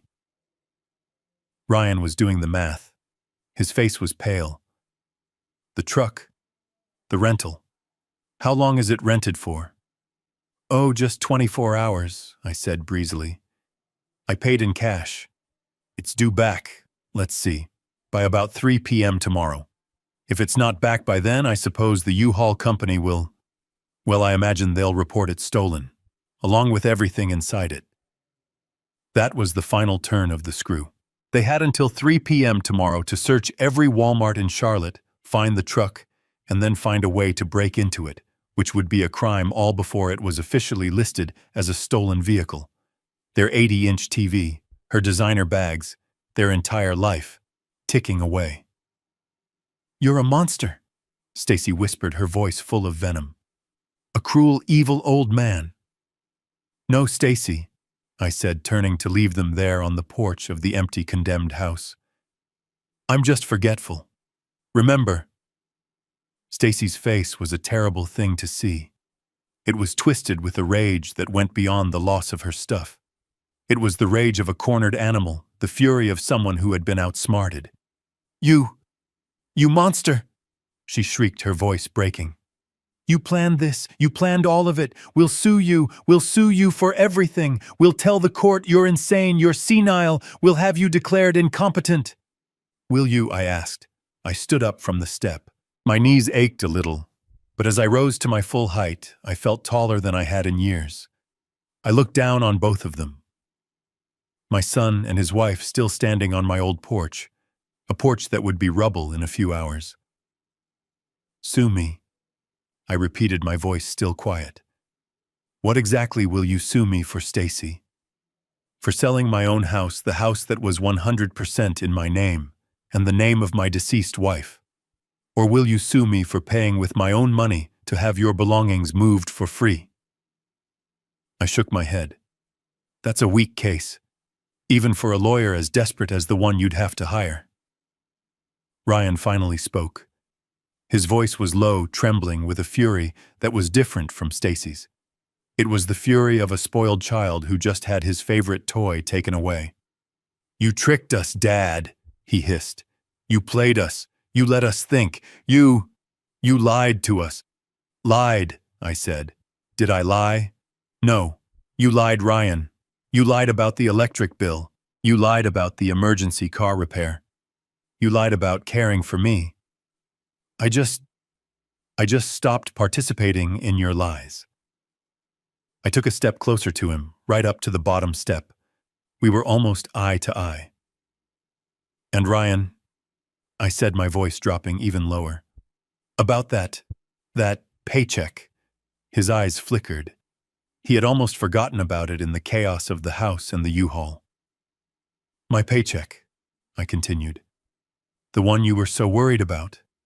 The one you and Stacy decided this morning I didn't need. The one you wanted me to sign over to your new secret bank account. It's for the family, Dad, he stammered, falling back on his old weak excuses. To protect you. Stop, I said. The word was sharp and he flinched. Just stop talking. You don't need to worry about my pension anymore, Ryan.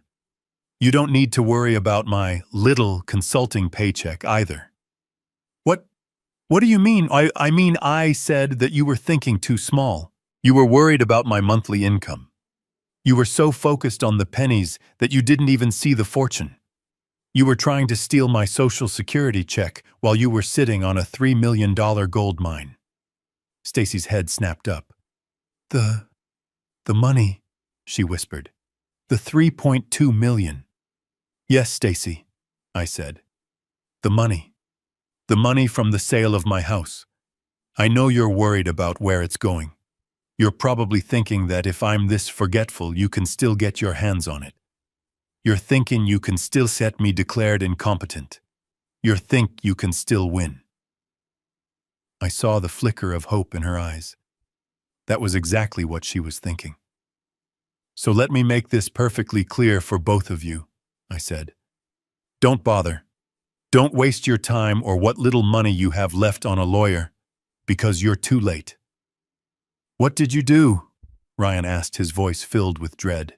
This morning when you were congratulating yourselves on tricking me, I was on the phone with my attorney, my real attorney, Michael Foster. The $3.2 million from this sale is not going into my checking account. It's not going anywhere you can find it.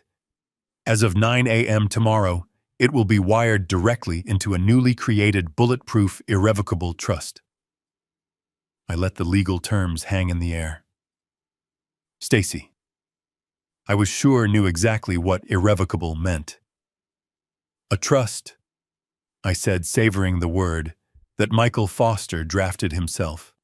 A trust that I am the sole beneficiary of. A trust that I am the sole trustee of.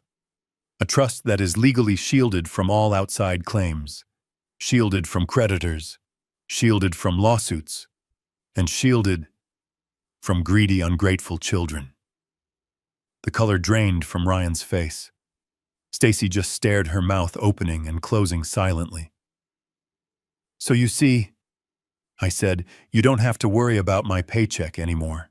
You don't have to worry about my forgetfulness. You don't have to worry about protecting me, because I'm perfectly protected. My money is protected. The only thing you need to worry about is yourselves. Ryan's voice cracked. The desperation was real now. The realization that the money was gone, truly gone, hit him. Dad, you can't, he yelled, his voice echoing in the empty street. You can't just do this. We're your family. We're all you have left. Stacy, seeing her $3.2 million future evaporating, chimed in her voice, a desperate pleading whine. He's right. Martin, family doesn't do this to family. What about Diane? What would she think? You owe her. You owe us. You owe us for staying here, for helping you, helping me. The absurdity of that claim after everything was the final straw. You owe Mom, Ryan shouted again, spitting the words. That was it. That was the line. I took a step forward. I walked right up the steps until I was standing on the porch, towering over them. I looked at Ryan, my son, and I felt nothing but a cold, hard finality. Don't, I said. My voice was low, and the single word stopped his tirade. He looked at me confused. I said. I repeated my voice hard and slow, letting each word land like a hammer blow. Don't ever mention your mother's name. He flinched. He had never heard this tone from me. This wasn't the forgetful old man. This wasn't Dad. This was Martin Vance, the man who had built bridges, and the man who was now burning this one to the ground. You owe her. I said, my voice shaking with a rage I hadn't allowed myself to feel for 6 months.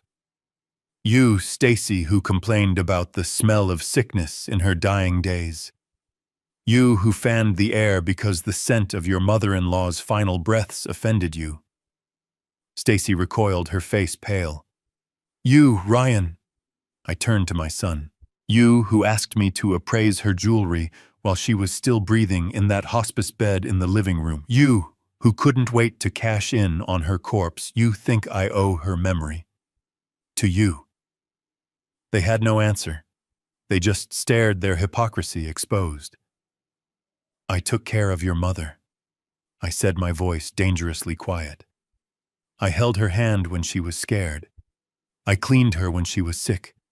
I sat by her bed for 6 months and listened to her breathe, praying for just one more day, while you two were in the next room watching your 80-inch television and using my credit card to buy video games. I gestured to the empty house behind them. I worked for 40 years.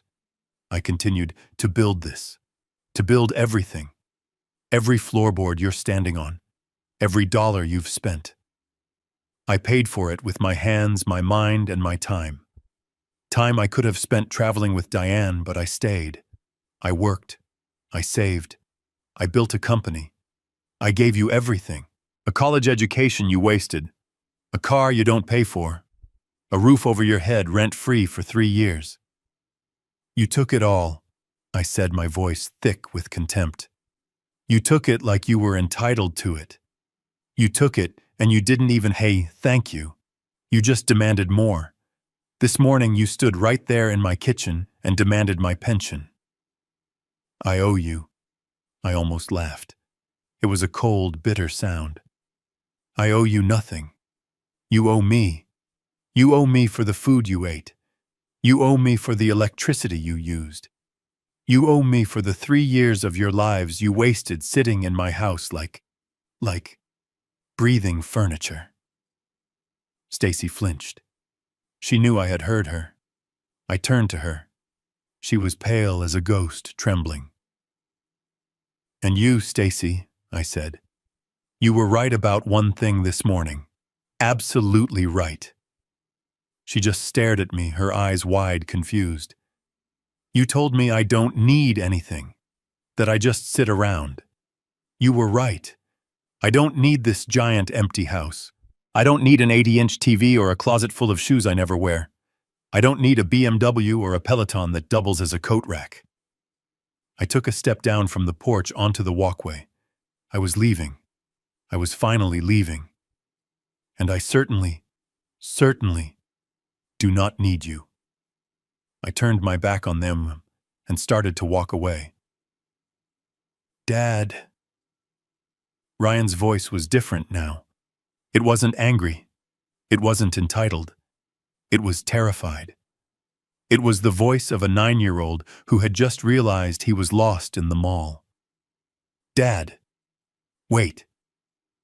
Where are you going? You can't just leave us here. The house is, we have nowhere to go. What are we supposed to do? I stopped under the streetlight at the end of my old walkway. I didn't turn around. I just stood there for a moment, looking at the free, open, dark road ahead. I don't know, Ryan, I said to the empty street. I suppose you'll have to get a job. But the U-Haul. Our stuff, Dad, please, you can't do this. I can, I said. I thought about the key sitting at the bottom of that dark metal USPS box 2 towns over. And I already have. You wanted me to be forgetful. Consider it my gift to you. I kept walking. I heard Stacy start to sob, not the fake, manipulative sobs I'd heard before, but the ugly, gulping, hopeless sobs of total defeat. I heard Ryan yell my name one more time, a desperate, hollow sound that the night swallowed up. I didn't look back. I just kept walking down the sidewalk past the neighbor's house toward the corner, toward my car, toward the little bungalow on Elm Street, toward the portrait of Diane waiting for me by the fireplace. For the first time in 6 long, agonizing months, I felt free. I felt light. I felt like Martin Vance again. I didn't turn around. I didn't look back to see their faces one last time. I just kept walking. I stepped off the walkway I had built and onto the public sidewalk. I heard Stacy let out another wail, this one of pure animal despair. I heard Ryan shout my name again. Dad! Dad! Wait! His voice was thin, pathetic. It had no power over me anymore. I just kept walking. I walked past my neighbor's house, past the next one. I turned the corner and their voices faded, swallowed by the sound of the evening crickets. I was just a 70-year-old man out for a quiet evening stroll. The 2 blocks to Elm Street felt like the longest and shortest walk of my life. I wasn't a prisoner escaping. I was a homeowner walking to my new home. I walked up the small path to the brick bungalow. It was dark, but I had left the porch light on. It was a small, warm, yellow light. It looked like, welcome. I pulled the new key from my pocket. It slid into the lock smoothly. I opened the door. I stepped inside. The silence that greeted me here was not the hollow, echoing void of the house I just left. It was a warm, gentle quiet. It was peace. The white glove team had left one lamp on in the living room, casting a soft glow. My lumpy leather armchair was waiting for me by the window, and there on the mantel over the small fireplace was Diane's portrait. Her smile seemed to warm the entire room. I stood in the doorway for a long moment, just breathing in the air. It smelled like old books and the faint, clean scent of lemon oil from the polished wood. It smelled like home. The weight of the last 3 years, the constant tension, the swallowed insults, the feeling of being an inconvenient guest in my own house, it just evaporated. The crushing weight of their entitlement lifted from my shoulders. I felt light. I felt like I could finally stand up straight. My grief for Diane was still there. It was a clean, sharp ache right in the center of my chest. It would always be there. But it wasn't the suffocating, muddy, complicated grief it had been.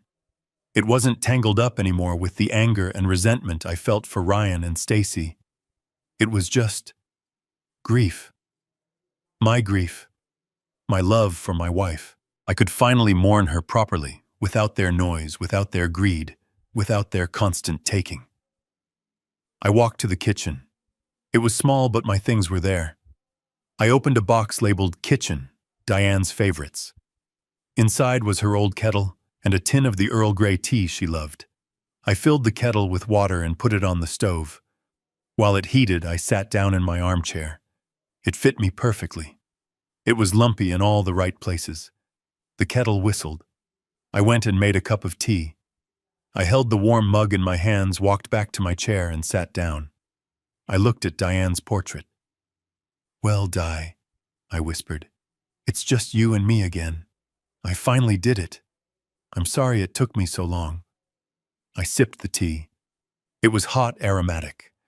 I felt the tension of the day, the sale, the movers, the confrontation finally drain out of me, leaving me exhausted, but deeply, profoundly, peacefully done.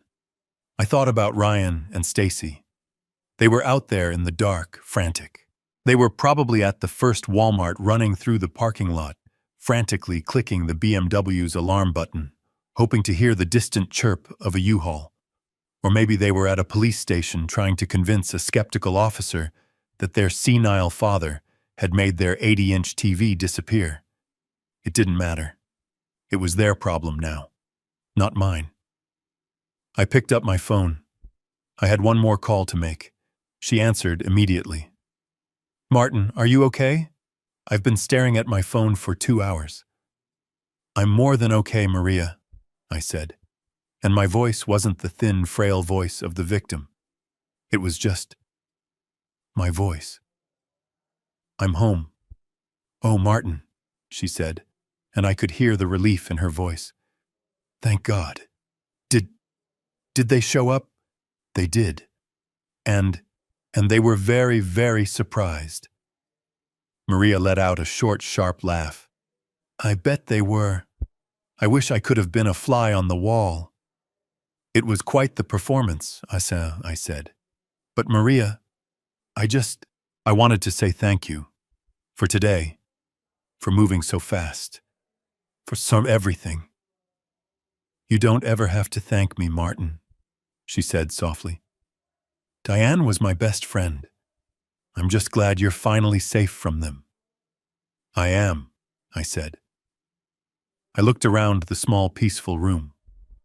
"I really am." I took another sip of tea. "Hey, Maria, are you busy for breakfast tomorrow? My treat. There's a diner down the street. I'm told they make a decent omelet."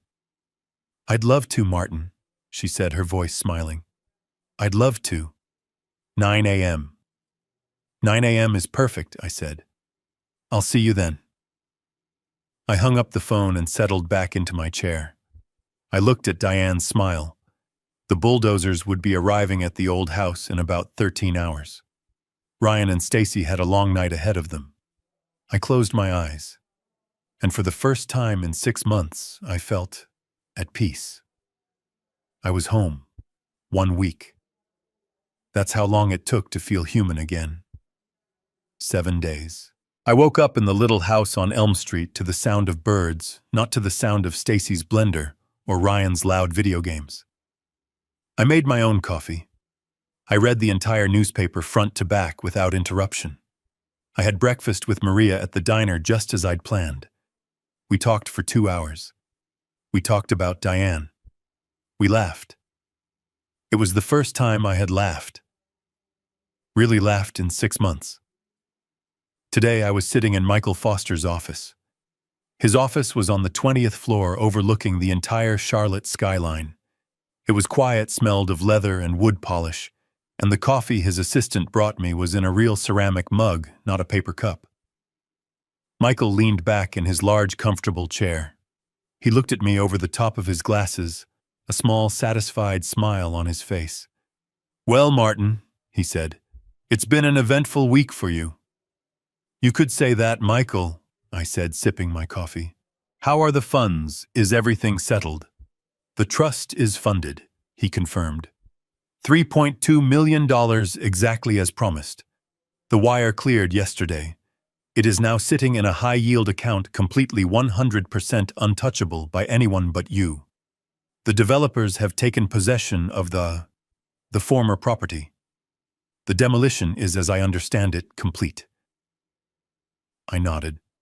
I had deliberately not driven by. I didn't need to see the rubble. I had made my peace with it. "Good," I said. "That's good." "Now," Michael said, leaning forward, "on to the expected development. Ryan called my office yesterday, and again this morning. He was frantic." "I can imagine," I said, feeling nothing. No anger, no sadness, just a flat, gray, tired line. "He tried to contest the sale," Michael said. His argument, as far as his very flustered, very out-of-his-depth new lawyer could articulate it, was that you were not of sound mind when you signed the papers. He claimed you were acting erratically due to grief, and that he and his wife were in the process of seeking conservatorship to protect you. I just looked at him. Protect me? Of course. He was, and I quote, shocked and appalled to find the house sold out from under him. He claimed you were a victim of a predatory developer and a forgetful mind. That seems to be their favorite word for me, I said. And what did you tell his lawyer, Michael? Michael's smile widened. It was the smile of a shark that had just been handed a very small, very slow fish. Well, Martin, I simply thanked him for his concern. And then I overnighted him a package. I sent him a copy of the ironclad notarized sales contract. And just for good measure, I also included a copy of the full mental competency evaluation you took 2 months ago. I smiled. Diane had always insisted I get a full physical and cognitive checkup every year for our life insurance. That's the one that said I had the cognitive function of a 50-year-old, I believe. The very one, Michael said. It's signed by Dr. Albright himself, certifying you as fully competent and possessing superior executive function. I also included a polite note explaining that if they chose to pursue this frivolous and defamatory claim, we would be countersuing both Ryan and his wife personally for harassment, defamation, and intentional infliction of emotional distress. And we would be seeking damages that would, well, let's just say they wouldn't enjoy it. And the response? I asked. Silence, Michael said, spreading his hands. Absolute, total, beautiful silence. They've got nothing, Martin. You did everything by the book. You are a free, competent, and very wealthy man. Just as he said the words, my phone, which I had placed on his desk, started to buzz. The screen lit up. Ryan. I looked at it. Ryan was probably calling from whatever cheap motel they were living in. He was probably calling to beg, or to threaten, or to try one last desperate manipulation. I remembered that terrified 9-year-old voice he'd had on the porch. Dad, wait, the man who had called me that was gone, replaced by the parasite. I looked at the buzzing phone. Michael looked at me. I pressed the red decline button. The buzzing stopped. I then pressed and held the power button on the side. The screen went black. I turned my phone completely off. So, I said, placing the dark, silent phone on the desk. Let's talk about the future, Michael. All this noise from them. It's done. I'm done. I want to talk about that $3.2 million. I need you to help me invest it. I need it to be safe. I need it to last. Michael leaned forward, his demeanor shifting from defense attorney to financial protector. Absolutely. We can set up a diversified portfolio. Bonds, some stable index funds. It will generate a very comfortable income for you for the rest of your life. You'll never have to worry about a paycheck again. Good, I said. Because I don't want to worry. I just want to live. I want to travel, Michael. Travel where to? The Grand Canyon. I said the words feeling strange but wonderful on my tongue. Diane and I, we always talked about it. We were going to go, we had a whole trip planned for our 40th anniversary, but then I got that big engineering contract, the one for the stadium. I told her we'd go the next year, and then the next year she got sick. I looked out the window at the city skyline. We never went. I've spent my whole life building things for other people, designing foundations, building a family, building a company. I think it's time I built something for me. I think that's an excellent idea, Martin, Michael said softly. So, I said, turning back to him, all business once again. Set it all up. Set up the investments. Make sure my new house on Elm Street is fully paid off, property taxes all handled, and book me a first-class one-way ticket to Arizona. I'm going to go see those big empty spaces. I'm going to go sit and be quiet. And I'm going to be forgetful. forgetful of everything that happened in that house. I'm going to forget their names. I'm going to forget their faces. And I'm going to start over. 6 months. 6 months I'd been gone. I wasn't in Charlotte anymore. I was sitting on a rough wooden bench in Sedona, Arizona, breathing in air so clean and dry it felt like it was scouring my lungs. The sun was warm on my face. In front of me, the red rocks rose up into a sky so blue it hurt to look at. It was quiet. The only sound was the wind whispering through the pine trees. I looked different. I had a tan. The deep, haggard lines of grief and stress around my mouth had softened. I had gained back the 20 pounds I'd lost. I looked healthy. I felt solid. My phone buzzed in my pocket. I pulled it out. It was a new phone. I hadn't turned the old one back on. I'd left it in a drawer in Elm Street, a dead relic of a dead life. This new phone had only 3 numbers in it: Maria's, Michael's, and my new travel agent's. It was an email from Maria, not a call. She knew I preferred to read. She kept me updated, just the broad strokes, just as I'd asked. I read the email. Ryan and Stacy. It was just as I'd suspected. After their lawsuit was laughed out of Michael's office, their lives had apparently unraveled.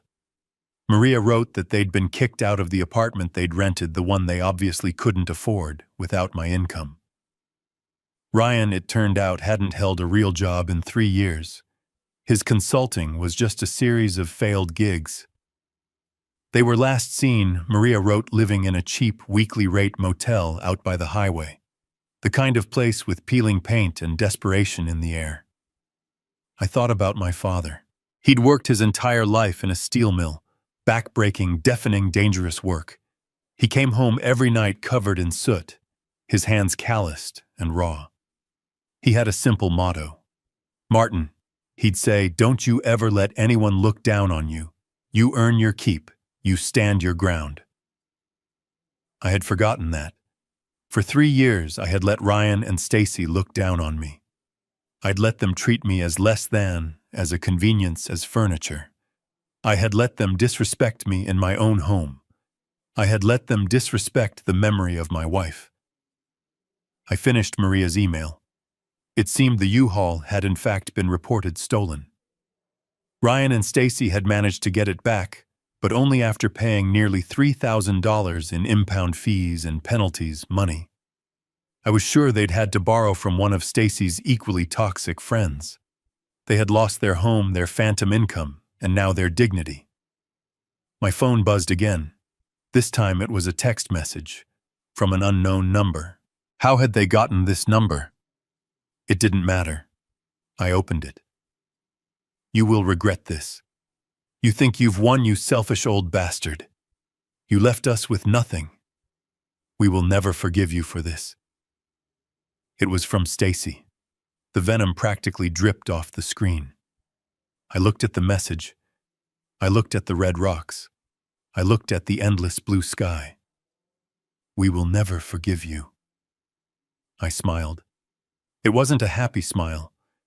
It was a smile of pure, quiet liberation. That's the whole point, Stacy, I whispered to the wind. That's the entire point. I was finally free. They wanted my paycheck. They wanted my pension. They wanted my house, and now they had nothing. And I had everything. I had my money, yes, but that wasn't it. I had my peace, I had my dignity, I had my life back. I held my thumb over the text message. I deleted it. Then I blocked the number. I put the phone back in my pocket. I stood up from the bench, feeling the warmth of the Arizona sun on my back. I took a deep, clean breath of the desert air. I was 70 years old. I had $3 million in the bank. And I was finally, completely, blessedly alone.